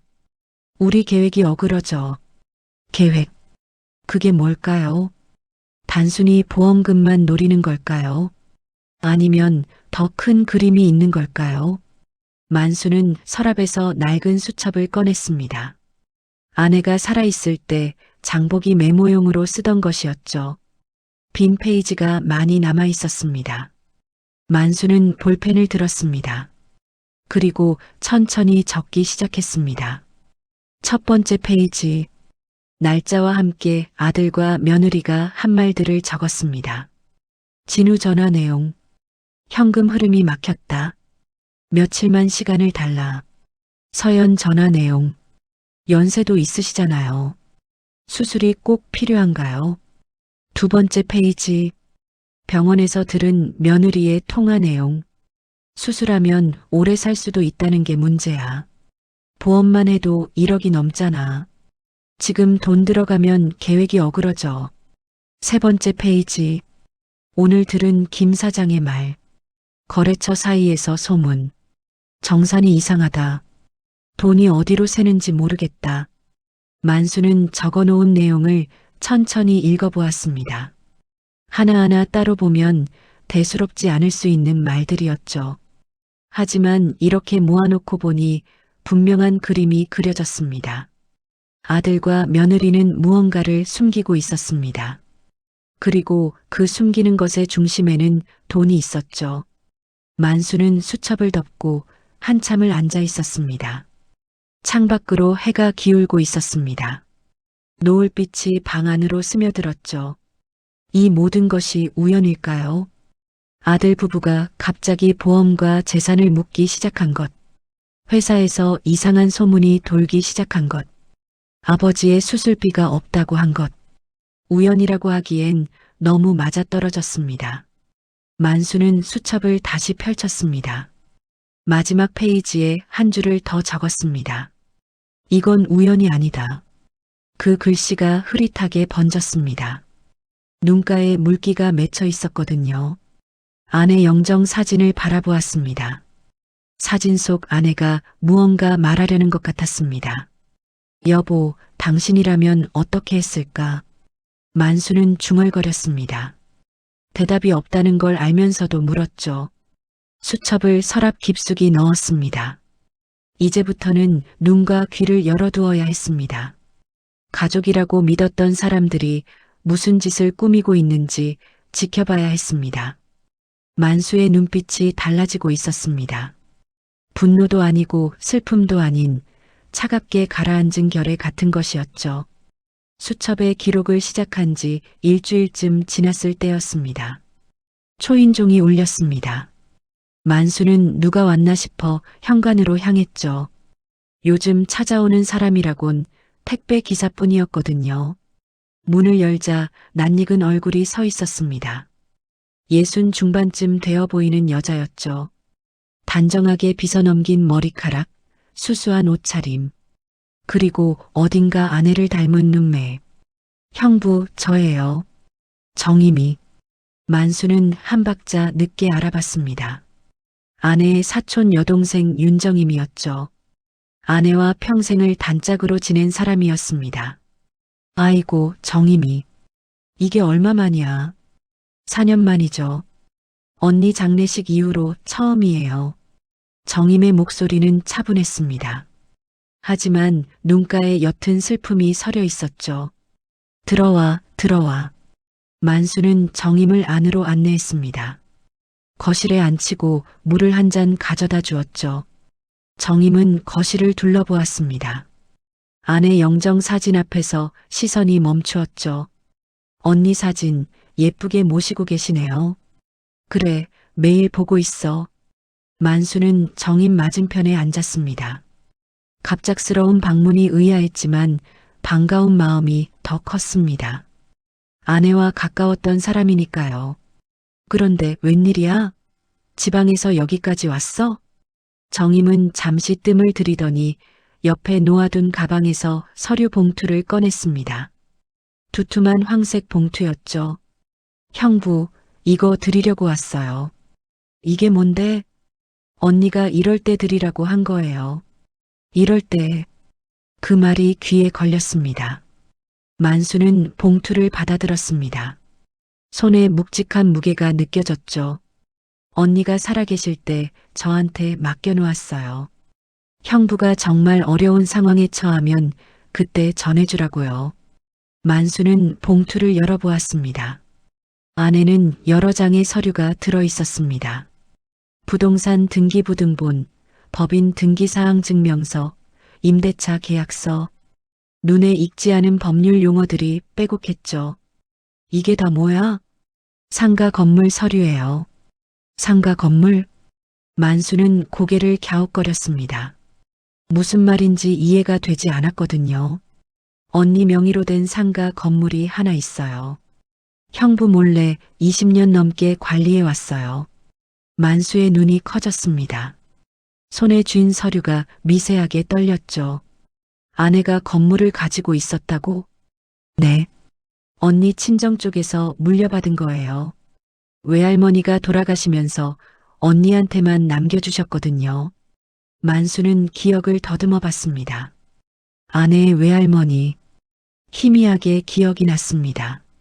결혼 초에 한두 번 인사드린 적이 있었죠. 조용하고 검소한 분이셨습니다. 그런 얘길 한 번도 안 했는데 일부러 숨긴 거예요. 형부한테도 진우한테도요. 정임은 서류 중 하나를 가리켰습니다. 부동산 등기부등본이었죠. 현재 시세로 28억 원 정도예요. 월 임대 수익만 해도 수천만 원이고요. 28억? 만수는 숫자를 제대로 들은 건지 의심스러웠습니다. 너무 큰 금액이었거든요. 말도 안 돼. 우리가 그렇게 어렵게 살았는데 아내가 그런 돈을 숨기고 있었다고? 형부, 언니가 그럴 만한 이유가 있었어요. 정임은 가방에서 작은 녹음기를 꺼냈습니다. 낡은 휴대용 녹음기였죠. 만수 세대에서나 쓰던 물건이었습니다. 이것도 같이 드리라고 했어요. 언니가 직접 녹음한 거예요. 정임이 재생 버튼을 눌렀습니다. 잠시 지직거리는 소리가 나더니 익숙한 목소리가 흘러나왔습니다. 아내의 목소리였습니다. 만수는 숨을 멈추었습니다. 4년 만에 듣는 아내의 목소리였거든요. 가슴이 먹먹해져 왔습니다. 여보, 당신이 이걸 듣고 있다면 내가 먼저 간 거겠죠. 아내의 목소리는 조금 쉬어 있었습니다. 아팠을 때 녹음한 것 같았죠. 미안해요. 이렇게 큰 걸 숨기고 있어서. 근데 이유가 있었어요. 잠시 침묵이 흐르더니 아내가 다시 말을 이었습니다. 진우 며느리, 그의 눈이 돈이에요. 당신보다 돈부터 보는 애예요. 만수의 손이 움찔했습니다. 아내가 며느리를 어떻게 생각했는지 처음으로 들은 말이었죠. 결혼하고 얼마 안 돼서부터 느꼈어요. 저한테 자꾸 재산이 뭐가 있냐고 물었거든요. 시어머니한테 그런 걸 물어보는 며느리가 어디 있어요. 녹음 속에서 아내가 쓴웃음을 짓는 것 같았습니다. 내가 죽고 나면 반드시 당신이 시험당할 거예요. 그 애가 가만 안 있을 거거든요. 그때 이 건물이 필요해질 거예요. 만수는 눈을 감았습니다. 아내의 말이 정확히 맞아떨어지고 있었죠. 지금 벌어지는 일들이 모두 아내의 예언대로였습니다. 정임이한테 다 맡겨놨어요. 내가 못 믿어오면 정임이를 믿어요. 그 애는 진짜 가족이에요. 녹음이 끝났습니다. 만수는 한참을 아무 말 없이 앉아 있었습니다. 형부, 괜찮으세요? 정임이 조심스럽게 물었습니다. 만수는 고개를 끄덕였지만 말이 나오지 않았죠. 언니가 저한테 건물 관리를 맡겼어요. 제가 관리법인의 이사로 등록되어 있고요. 20년 넘게 세입자 관리하고 수리하고 월세 받아서 따로 모아뒀어요. 그 돈은 어디 있어? 별도 계좌에 있어요. 그것도 언니 명의예요. 만수는 서류를 다시 들여다보았습니다. 숫자들이 눈앞에서 어른거렸죠. 이걸 왜 이제야? 언니가 그렇게 하라고 했어요. 형부가 정말 어려울 때까지 기다리라고요. 정임의 눈이 촉촉해졌습니다. 언니가 그랬어요. 당신은 자존심이 세서 도움받는 걸 싫어한다고. 진짜 바닥에 떨어져야 받아들일 거라고. 만수는 쓴웃음을 지었습니다. 아내가 자신을 너무 잘 알고 있었구나 싶었죠. 그리고 형부, 이 건물 아직 상속 절차가 안 끝났어요. 상속이 안 됐다고? 네. 언니가 유언장을 남겼거든요. 그 유언장에 따르면 이 건물은 전부 형부한테 가게 되어 있어요. 만수는 정임을 바라보았습니다. 진우한테는? 유언장대로라면 진우는 아무것도 못 받아요. 그 말이 만수의 가슴을 울렸습니다. 아내는 이미 알고 있었던 거죠. 아들 부부가 어떤 사람들인지를요. 정임은 봉투에서 서류 한 장을 더 꺼냈습니다. 이건 유언장 사본이에요. 원본은 공증사무소에 보관되어 있고요. 형부가 원하시면 언제든 상속 절차를 진행할 수 있어요. 만수는 서류들을 내려다보았습니다. 손이 떨리고 있었죠. 분노가 치밀어 오르는 것 같았습니다. 아들과 며느리에 대한 분노, 그리고 이 모든 걸 혼자 감당했던 아내에 대한 미안함. 하지만 만수는 심호흡을 했습니다. 분노에 휩쓸리면 안 됐습니다. 냉정해야 했죠. 정임아. 네, 형부. 이거 당분간 나만 알고 있어야 해. 정임은 고개를 끄덕였습니다. 알아요. 언니도 그렇게 하라고 했어요. 때가 될 때까지 기다리라고. 만수는 창밖을 바라보았습니다. 해가 지고 있었습니다. 노을빛이 방 안을 붉게 물들이고 있었죠. 아내가 남긴 것은 돈만이 아니었습니다. 보호막이었죠. 20년 동안 몰래 준비한 남편을 지키기 위한 방패였습니다. 만수는 아내 영정 사진을 바라보았습니다. 고마워, 여보. 속으로 중얼거렸습니다. 눈가가 뜨거워졌지만 눈물은 흘리지 않았죠. 이제 분노 대신 냉정을 선택할 때였습니다. 정임이 돌아간 지 사흘 뒤였습니다. 갑자기 아들에게서 전화가 왔습니다. 그것도 아침 일찍이요. 만수는 전화기를 보며 눈을 비볐습니다. 진우라는 이름이 화면에 떠 있었죠. 여보세요? 아버지, 저예요. 진우요. 아들의 목소리가 달라져 있었습니다. 예전처럼 딱딱하고 귀찮다는 투가 아니었죠. 어딘가 다급하면서도 상냥한 느낌이었습니다. 오늘 저녁에 시간 되세요? 저희가 찾아뵙고 싶은데요. 만수는 전화기를 귀에 대고 잠시 멈칫했습니다. 찾아온다고요. 지난 몇 주 동안 얼굴 한 번 안 비추던 사람들이요. 갑자기 왜? 아니, 그냥 요즘 아버지 건강도 안 좋으시다고 하셨잖아요. 얼굴 뵙고 싶어서요. 만수는 대답하지 않았습니다. 머릿속으로 계산이 돌아가고 있었죠. 서연이도 같이 갈게요. 저녁 맛있는 거 사들고 갈게요. 알았다. 오너라. 전화를 끊고 만수는 한참을 생각에 잠겼습니다. 정임이 다녀간 것을 알았을 리는 없었습니다. 그렇다면 왜 갑자기 태도가 바뀐 걸까요? 저녁이 되자 초인종이 울렸습니다. 문을 열자 아들과 며느리가 나란히 서 있었습니다. 손에는 백화점 쇼핑백이 들려 있었죠. 고급스러운 포장이 눈에 들어왔습니다. 아버지, 오랜만이에요. 진우가 환하게 웃었습니다. 그 미소가 어색하게 느껴졌죠. 평소에는 무표정하던 얼굴이었거든요. 아버님, 안색이 안 좋으세요. 많이 걱정됐어요. 며느리도 걱정스러운 표정을 지었습니다. 하지만 만수의 눈에는 그 표정이 연기처럼 보였습니다. 들어와. 만수는 두 사람을 안으로 안내했습니다. 거실 테이블에 가져온 음식들이 펼쳐졌습니다. 갈비찜, 잡채, 과일. 고급 음식들이었죠. 아버지, 요즘 뭐 드시고 계세요? 혼자 계시니까 걱정돼서요. 진우가 물었습니다. 만수는 아들의 얼굴을 가만히 바라보았습니다. 눈빛이 불안해 보였죠. 무언가를 확인하려는 듯한 느낌이었습니다. 대충 먹지 뭐. 입맛도 없고. 그러시면 안 돼요. 몸이 약해지시잖아요. 며느리가 음식을 그릇에 덜어주었습니다. 손놀림이 부드러웠죠. 예전에는 이렇게 해준 적이 없었는데요. 아버님, 병원은 어떻게 되어 가세요? 수술 날짜 잡으셨어요? 아직 못 잡았다. 왜요? 빨리 잡으셔야죠. 며느리의 눈이 반짝였습니다. 만수는 그 눈빛을 놓치지 않았죠. 걱정하는 눈빛이 아니었습니다. 뭔가를 캐내려는 눈빛이었습니다. 돈이 없어서 그렇지 뭐. 만수는 일부러 힘없는 목소리로 말했습니다. 아버지, 그러지 마시고요.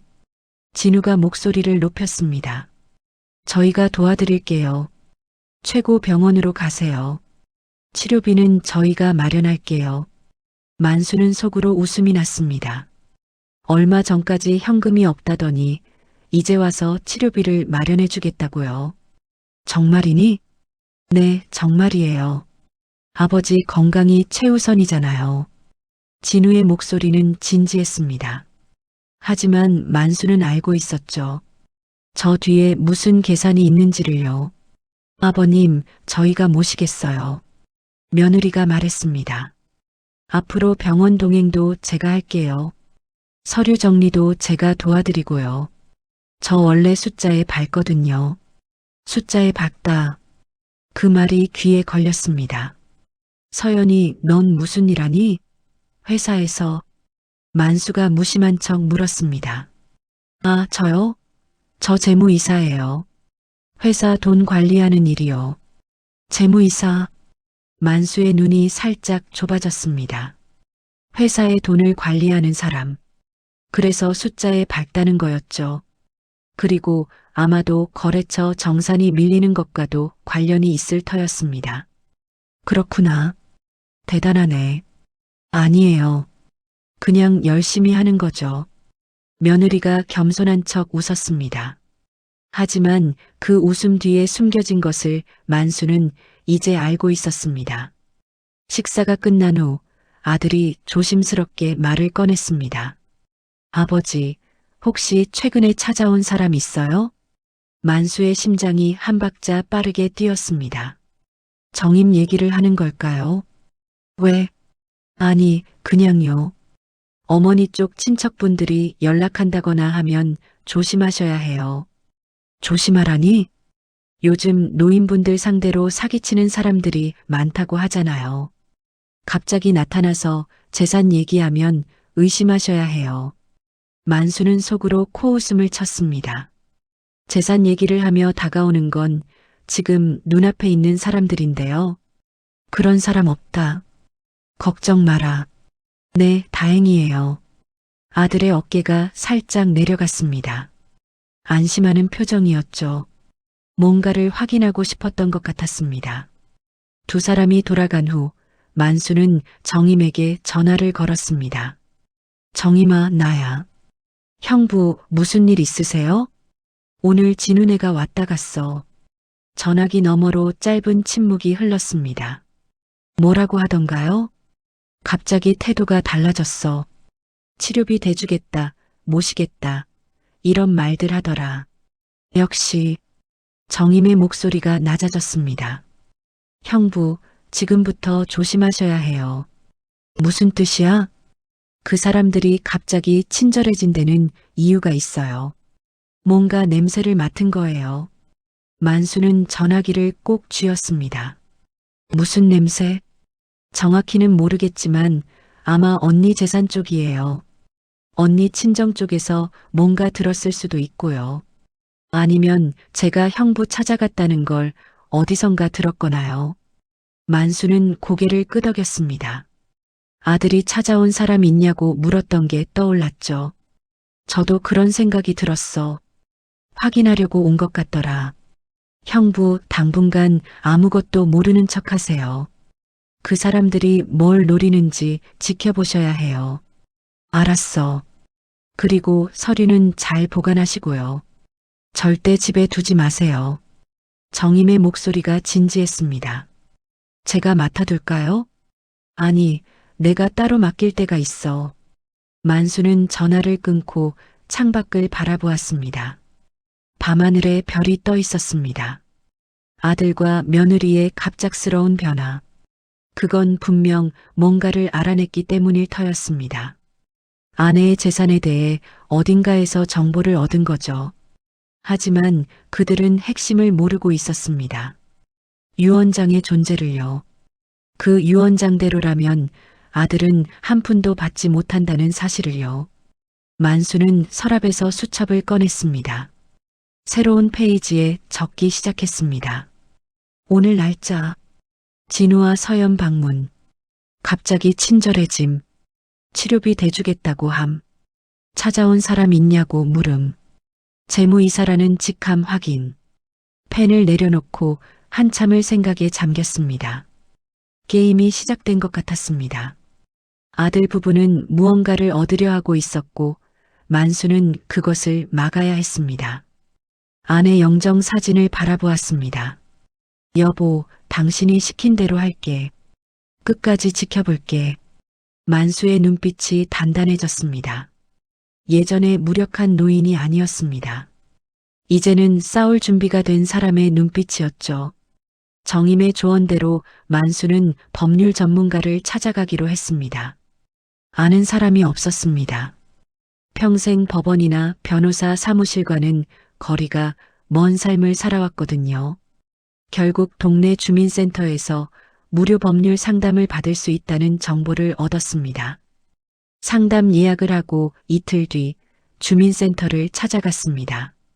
상담실은 작은 회의실처럼 생긴 곳이었습니다. 테이블 하나와 의자 몇 개가 전부였죠. 만수가 들어가자 50대 초반으로 보이는 남자가 자리에서 일어났습니다. 서만수님이시죠? 앉으세요.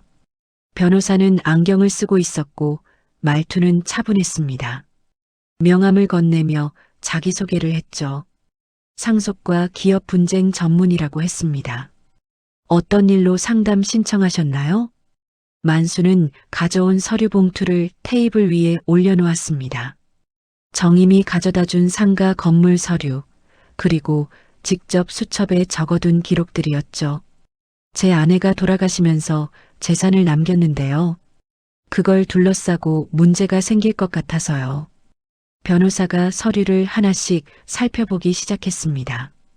등기부등본, 법인 서류, 유언장 사본. 꼼꼼하게 읽어나갔죠. 유언장이 공증까지 되어 있네요. 효력에는 문제가 없어 보입니다. 문제는 그게 아니에요. 만수는 수첩을 펼쳤습니다. 제 아들과 며느리가 이 재산을 노리고 있는 것 같아요. 저한테는 돈이 없다고 하면서 딴짓을 하고 있거든요. 변호사의 눈빛이 진지해졌습니다. 딴짓이라면 구체적으로 어떤 건가요? 만수는 그동안 있었던 일들을 하나씩 설명했습니다. 아들이 돈이 없다고 한 것, 며느리가 병원 복도에서 한 통화 내용, 보험과 재산을 캐묻던 것, 거래처에서 들은 정산 문제 소문까지요. 변호사는 조용히 듣다가 펜을 들어 메모하기 시작했습니다. 며느리분이 회사에서 어떤 직책을 맡고 계시다고 하셨죠? 재무이사라고 했어요. 회사 돈을 관리한다고요.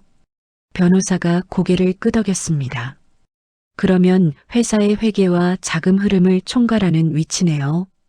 거래처 정산이 밀린다는 소문과 연결해서 생각하면 좀 심각할 수 있어요. 무슨 말이에요?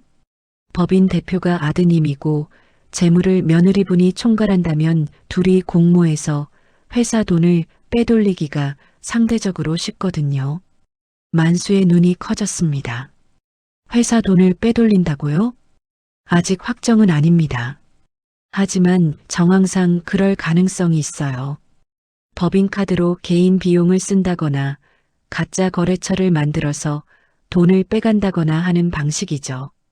만수는 며느리의 휴대폰 계정에서 봤던 사진들이 떠올랐습니다. 해외여행, 명품, 고급 식당.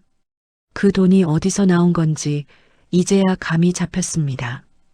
그게 사실이면 범죄 아닌가요? 네, 업무상 횡령이나 배임에 해당할 수 있어요. 변호사는 서류를 정리하며 말을 이었습니다. 다만 법은 감정보다 느립니다. 증거가 있어야 해요. 막연한 의심만으로는 수사가 시작되지 않거든요.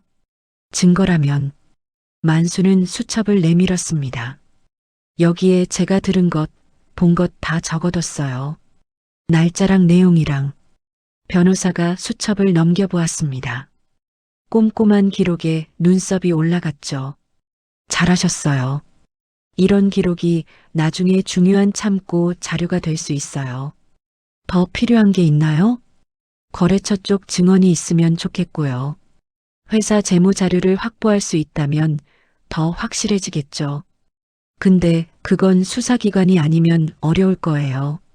만수는 고개를 끄덕였습니다. 한 가지 더 여쭤볼 게 있어요. 네, 말씀하세요. 혹시 며느리가 바람을 피우고 있다면 그것도 문제가 되나요? 변호사가 잠시 멈칫했습니다. 왜 그런 의심을 하시는 건가요? 확실하진 않은데요.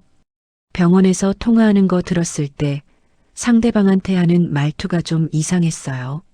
남편한테 하는 것 같지 않았거든요. 변호사는 펜을 내려놓고 만수를 바라보았습니다. 솔직히 말씀드리면 불륜 자체는 형사범죄가 아닙니다. 범죄가 아니라고요? 네, 예전에는 간통죄가 있었는데 이제는 없어요. 민사상 손해배상 청구는 가능하지만 그건 아드님이 할 일이지 어르신이 하실 일은 아니고요. 만수는 씁쓸한 표정을 지었습니다. 그래도 불륜이 왜 일어났는지는 중요할 수 있어요. 변호사가 말을 이었습니다. 만약 불륜 상대가 회사 관계자라면 그건 단순한 개인 문제가 아니거든요. 자금 유용의 공범일 수도 있고 횡령 동기를 설명하는 근거가 될 수도 있어요. 만수의 눈빛이 날카로워졌습니다. 동기요? 네. 왜 돈을 빼돌렸는지 설명하는 거죠. 불륜 상대와 함께 도망가려고 했다거나 새 삶을 준비하려고 했다거나 그런 게 밝혀지면 수사나 재판에서 불리하게 작용해요. 만수는 고개를 끄덕였습니다. 복잡한 법률 용어들이었지만 핵심은 이해할 수 있었습니다. 그래서 제가 지금 뭘 해야 할까요? 변호사는 잠시 생각하더니 대답했습니다. 지금까지 모은 자료를 잘 정리해 두세요. 그리고 거래처 쪽에서 더 구체적인 정보를 얻을 수 있다면 좋겠고요. 준비가 되면 검찰이나 경찰에 고발장을 제출하시면 됩니다. 고발이요? 네. 어르신은 피해자가 아니라 제3자이기 때문에 고소가 아니라 고발이에요. 범죄 사실을 알리는 거죠. 만수는 무거운 마음으로 상담실을 나왔습니다. 머릿속이 복잡했죠. 아들과 며느리를 고발한다. 그게 맞는 일인지 아직도 확신이 없었습니다. 아무리 나쁜 짓을 했더라도 자식은 자식이었으니까요. 하지만 정임의 말이 떠올랐습니다. 언니가 형부를 지키라고 했어요. 아내가 20년 넘게 숨겨둔 재산. 그건 만수를 위한 것이었습니다. 그걸 빼앗기면 안 됐죠. 만수는 결심했습니다. 모든 자료를 정리해서 준비해 두기로요. 언제든 제출할 수 있게 말이죠. 집으로 돌아온 만수는 서랍에서 수첩을 꺼냈습니다. 새 페이지에 적었습니다. 변호사 상담 완료. 업무상 횡령과 배임 혐의 가능. 증거 정리 필요. 고발장 준비. 펜을 내려놓고 창밖을 바라보았습니다. 해가 지고 있었습니다. 싸움이 시작되려 하고 있었습니다. 변호사 상담을 마친 지 2주일 뒤 만수는 마침내 수술 날짜를 잡았습니다. 아내가 남긴 상가 건물의 임대 수익 계좌에서 치료비를 충당할 수 있었죠. 정임이 필요한 서류를 준비해 주었고 돈은 문제없이 이체되었습니다. 1,300만 원. 얼마 전까지만 해도 넘을 수 없는 벽처럼 느껴지던 금액이었습니다. 수술 전날 밤 만수는 잠을 이루지 못했습니다. 암을 떼어낸다는 것. 그게 무섭기도 했지만 한편으로는 홀가분하기도 했죠. 병원 침대에 누워 천장을 바라보았습니다. 형광등 불빛이 희미하게 흔들렸습니다. 내일 수술대에 올라가면 어떻게 될까? 잘 끝날까? 아니면 그대로 눈을 못 뜰 수도 있을까? 만수는 고개를 돌려 창밖을 보았습니다. 밤하늘에 별이 떠 있었죠. 문득 아내 생각이 났습니다. 아내도 이렇게 병원 침대에 누워 밤하늘을 보았을 거라는 생각이 들었습니다. 여보, 내일 수술인데 잘 되게 해줘. 만수는 속으로 중얼거렸습니다. 아내가 하늘에서 지켜보고 있을 것 같았죠. 다음 날 아침 수술이 시작되었습니다. 전신마취 주사가 놓이자 의식이 흐려졌습니다. 의사와 간호사들의 목소리가 멀어져 갔죠. 마지막으로 본 것은 수술실 천장의 밝은 조명이었습니다. 얼마나 시간이 흘렀을까요? 눈을 떴을 때 만수는 회복실에 누워 있었습니다. 온몸이 무거웠고 목이 몹시 말랐죠. 옆에서 기계음이 규칙적으로 울리고 있었습니다. 심장 박동을 재는 기계였습니다. 어르신 깨어나셨네요. 간호사가 다가와 말했습니다. 젊은 여자였죠. 미소를 지으며 만수의 상태를 확인했습니다. 수술 잘 끝났어요. 종양 깨끗하게 제거됐고요. 경과도 좋아요.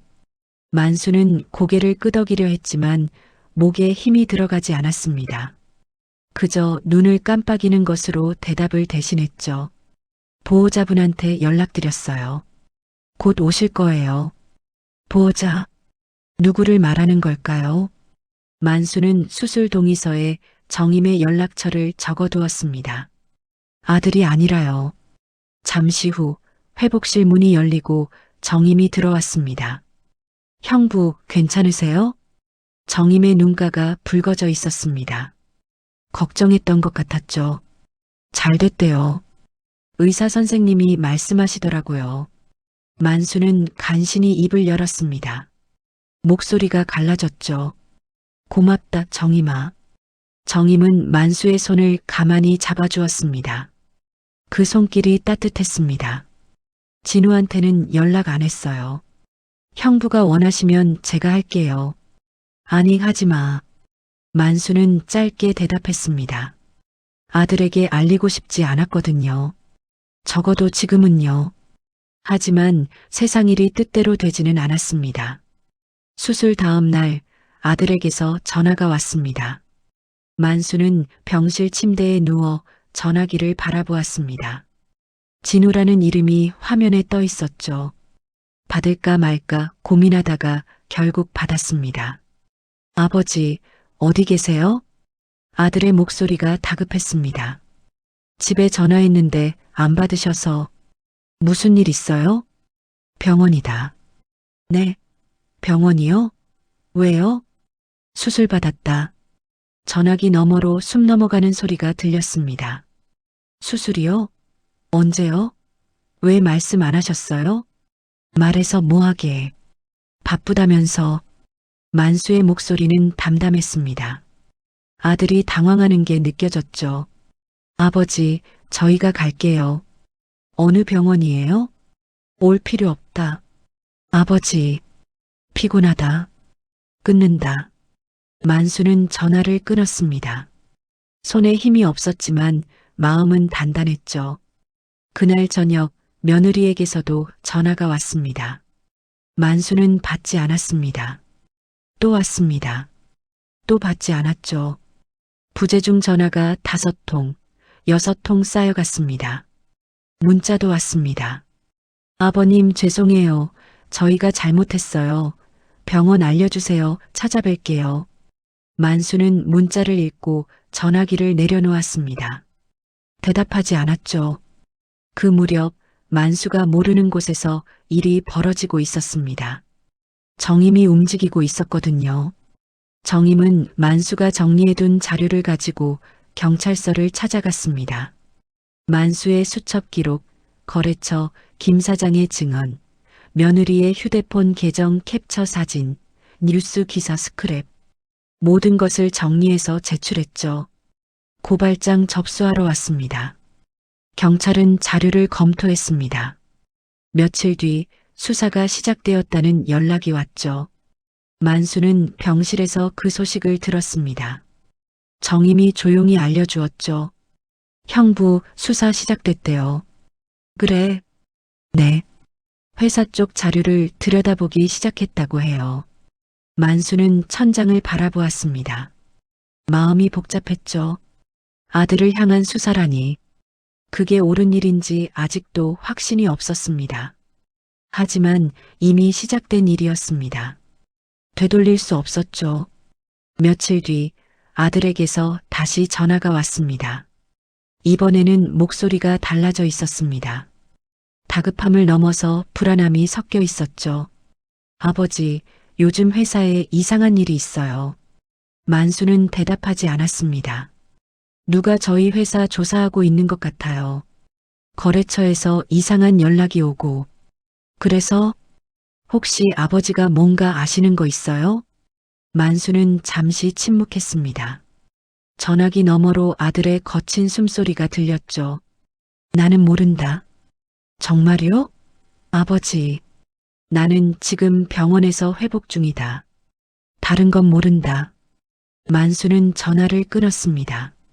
며느리도 연락해 왔습니다. 이번에는 직접 병원으로 찾아오겠다고 했죠. 만수는 간호사에게 부탁해 두었습니다. 보호자 외에는 면회를 받지 않겠다고요. 며느리는 병원 앞까지 왔지만 들어오지 못했습니다. 만수는 창밖으로 병원 정문을 내려다보았습니다. 며느리가 전화기를 들고 서성이는 모습이 보였죠. 불안해하는 것 같았습니다. 뭔가 잘못되어 가고 있다는 걸 느끼는 것 같았죠.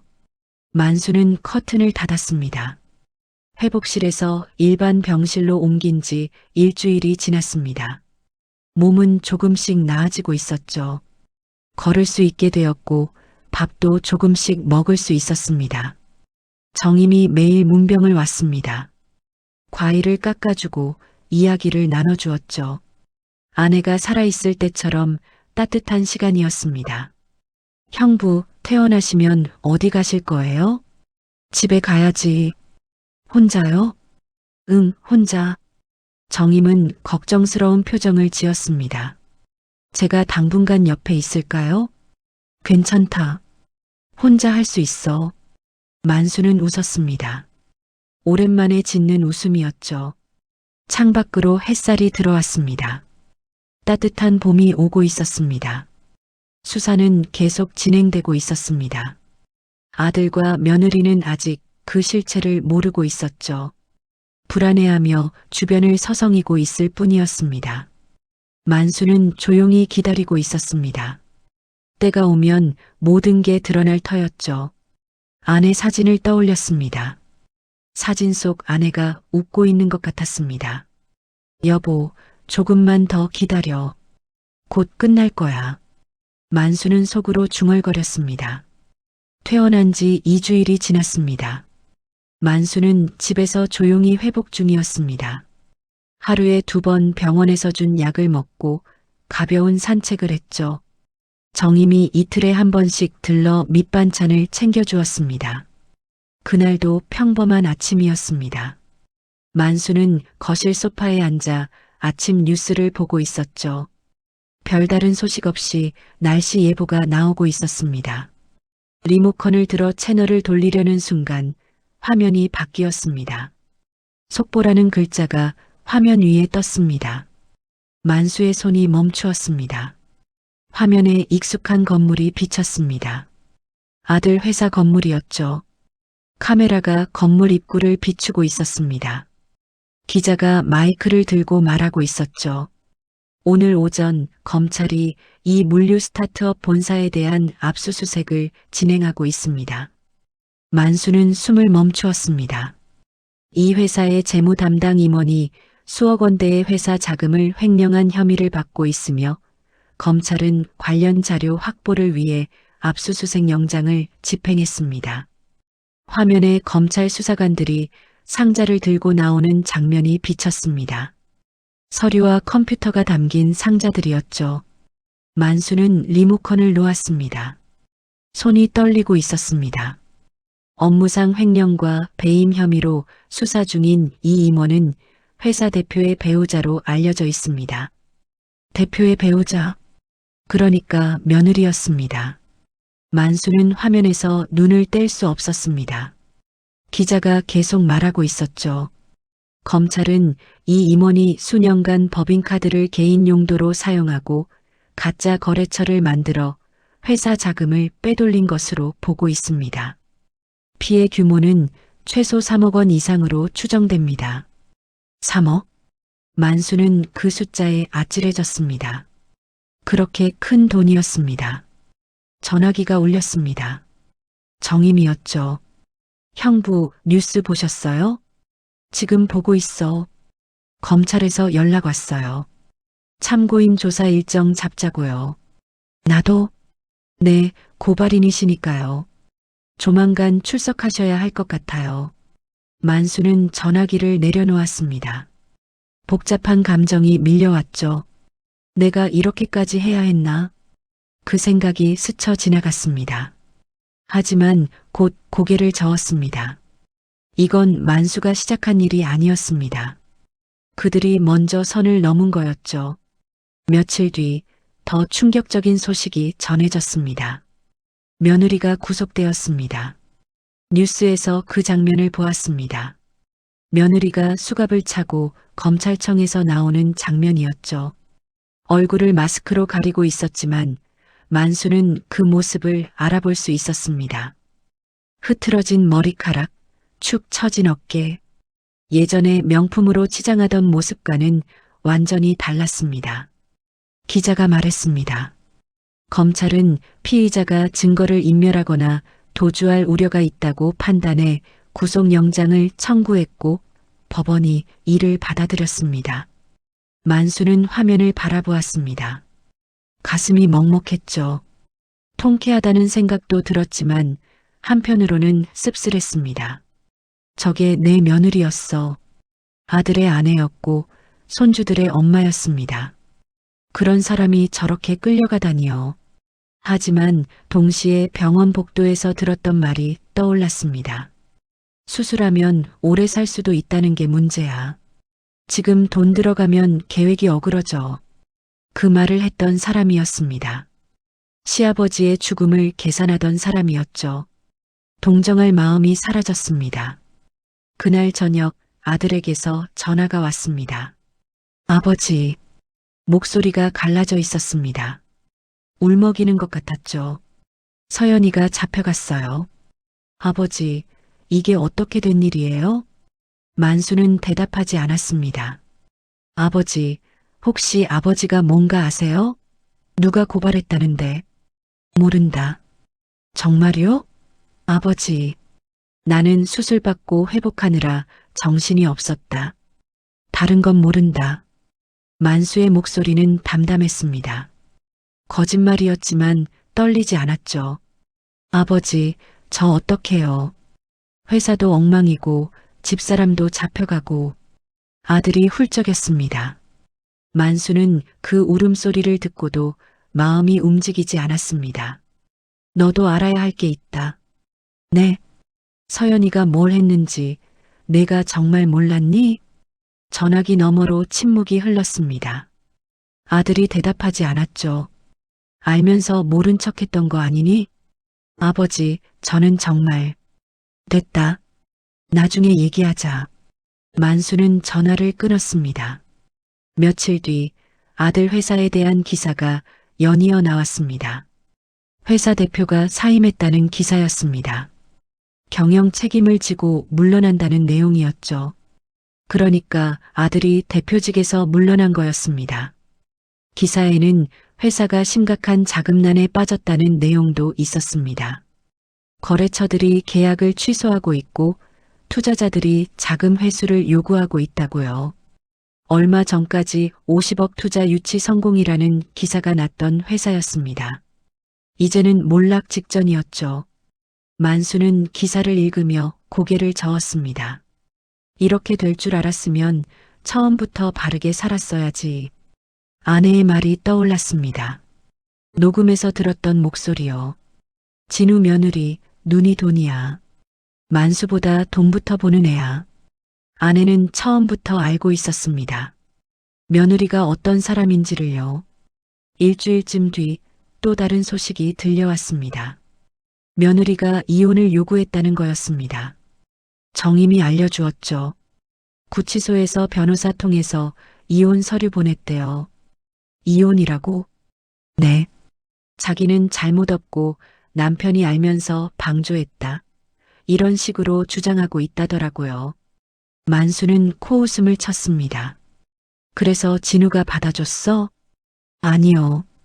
거부했대요. 지금 이혼하면 재산 분할이 복잡해지니까요. 재산이라고 할 것도 없을 텐데. 회사 지분이 남아있으니까요. 그거라도 지키려는 거겠죠. 만수는 고개를 끄덕였습니다. 끝까지 돈 계산이구나 싶었죠.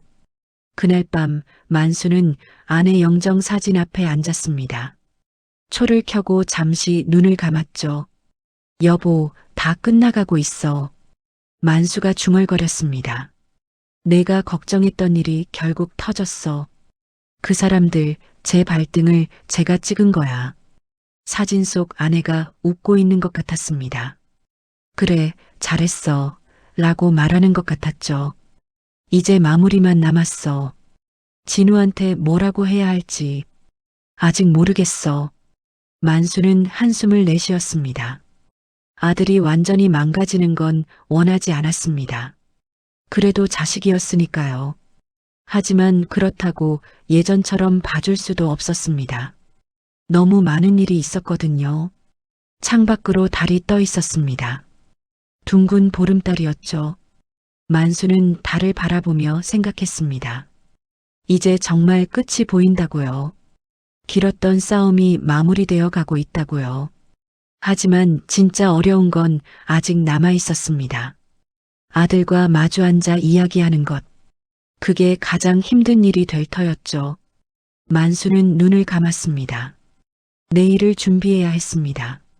며느리가 구속되고 한 달이 지났습니다.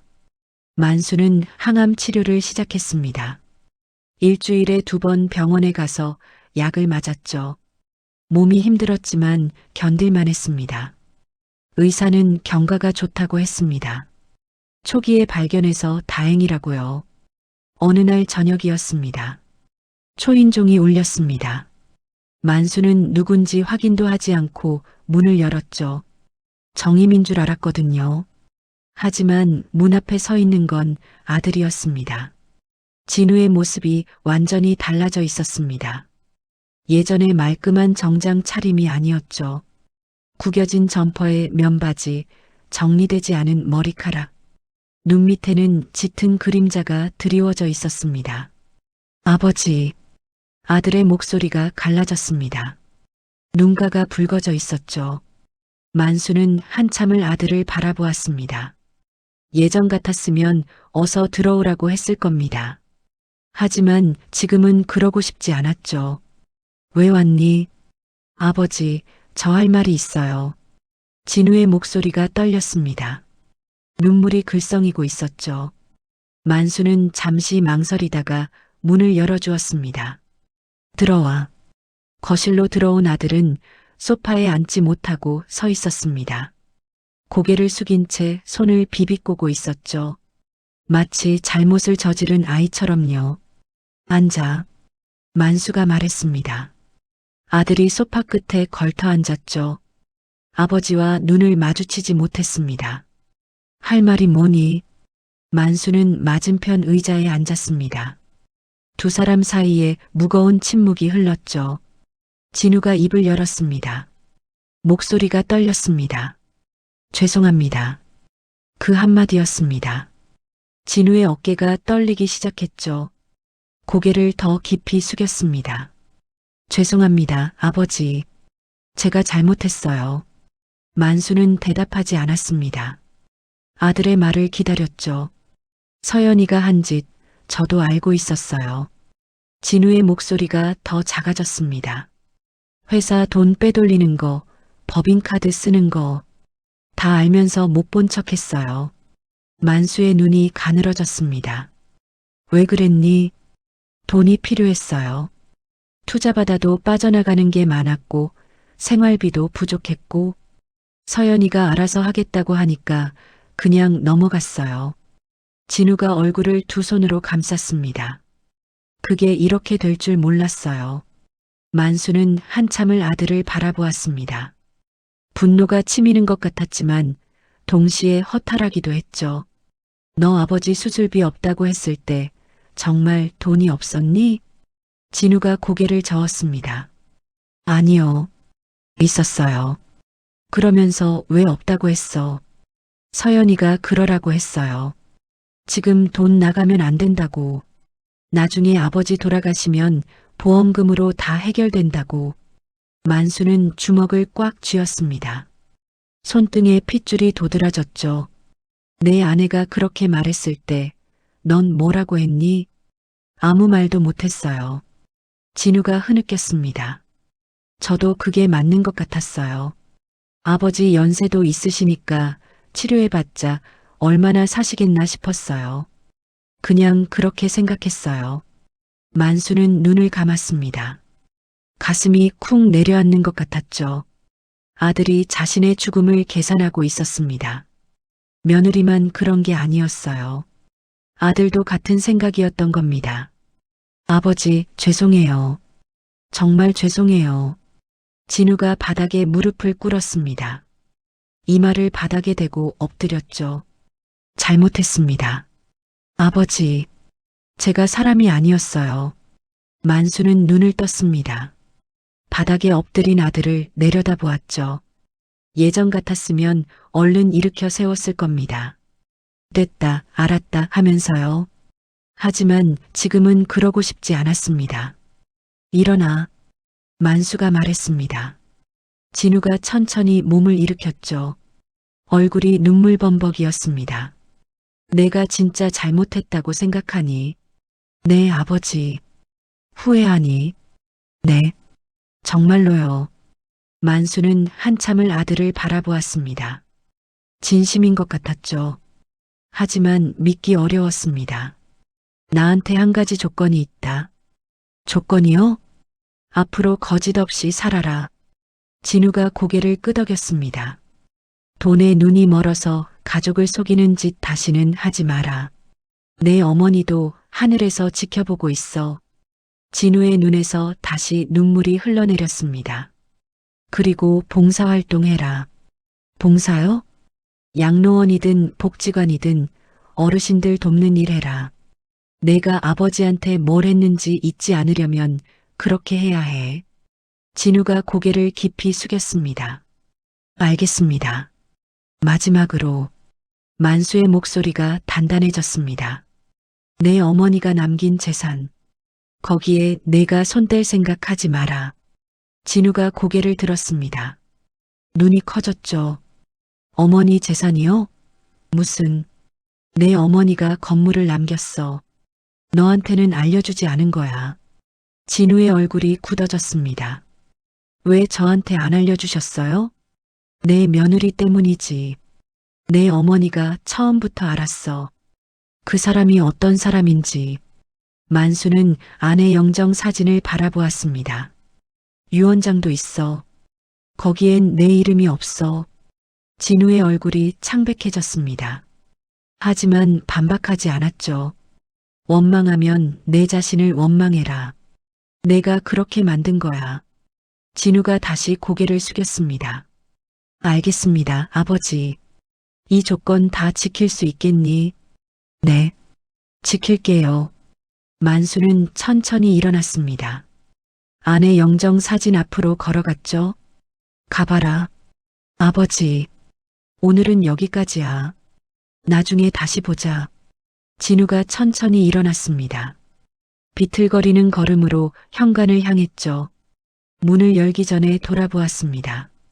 아버지, 건강하세요. 만수는 대답하지 않았습니다. 진우가 문을 닫고 나갔죠. 혼자 남은 거실이 고요했습니다. 만수는 아내 영정 사진 앞에 섰습니다. 사진 속 아내가 웃고 있었죠. 여보, 당신 말이 맞았어. 만수가 중얼거렸습니다. 사람은 결국 드러나더군. 숨기려 해도 언젠가는 다 드러나. 눈가가 뜨거워졌습니다. 하지만 눈물은 흘리지 않았죠. 고마워. 날 지켜줘서, 끝까지 생각해줘서. 창밖으로 해가 지고 있었습니다. 노을빛이 방 안을 붉게 물들였죠. 모든 것이 끝났습니다. 아들이 앞으로 어떻게 살지는 아들의 몫이었습니다. 만수가 해줄 수 있는 건 여기까지였죠. 만수는 소파에 천천히 앉았습니다. 피곤했지만 마음은 홀가분했습니다. 이제 남은 건 자신의 삶이었습니다. 항암 치료를 마치고 건강을 되찾고 조용히 살아가는 것. 아내가 남겨준 것들을 지키며요. 아내 영정 사진을 다시 바라보았습니다. 여보, 나 잘 살게. 당신 곁에 갈 때까지. 만수는 미소를 지었습니다. 오랜만에 짓는 편안한 미소였죠. 밖에서 저녁 노을이 점점 짙어지고 있었습니다. 새로운 하루가 저물고 또 다른 하루가 시작되려 하고 있었습니다. 가족이라는 이름 뒤에 숨겨진 계산기가 있었습니다. 하지만 진짜 사랑은 죽어서도 남은 사람을 지키는 것이었죠. 만수는 그제야 알았습니다. 아내가 20년간 숨긴 건 재산이 아니라 자신을 향한 믿음이었다는 것을요. 오늘도 사연 시청해 주셔서 감사했습니다. 항상 응원해 주시는 모든 분들께 감사드립니다. 더불어 지금 어디서 듣고 계신지 댓글로 알려주시면 그곳으로 행운이 가득 깃들기를 바라겠습니다. 인생사연 한 페이지였습니다.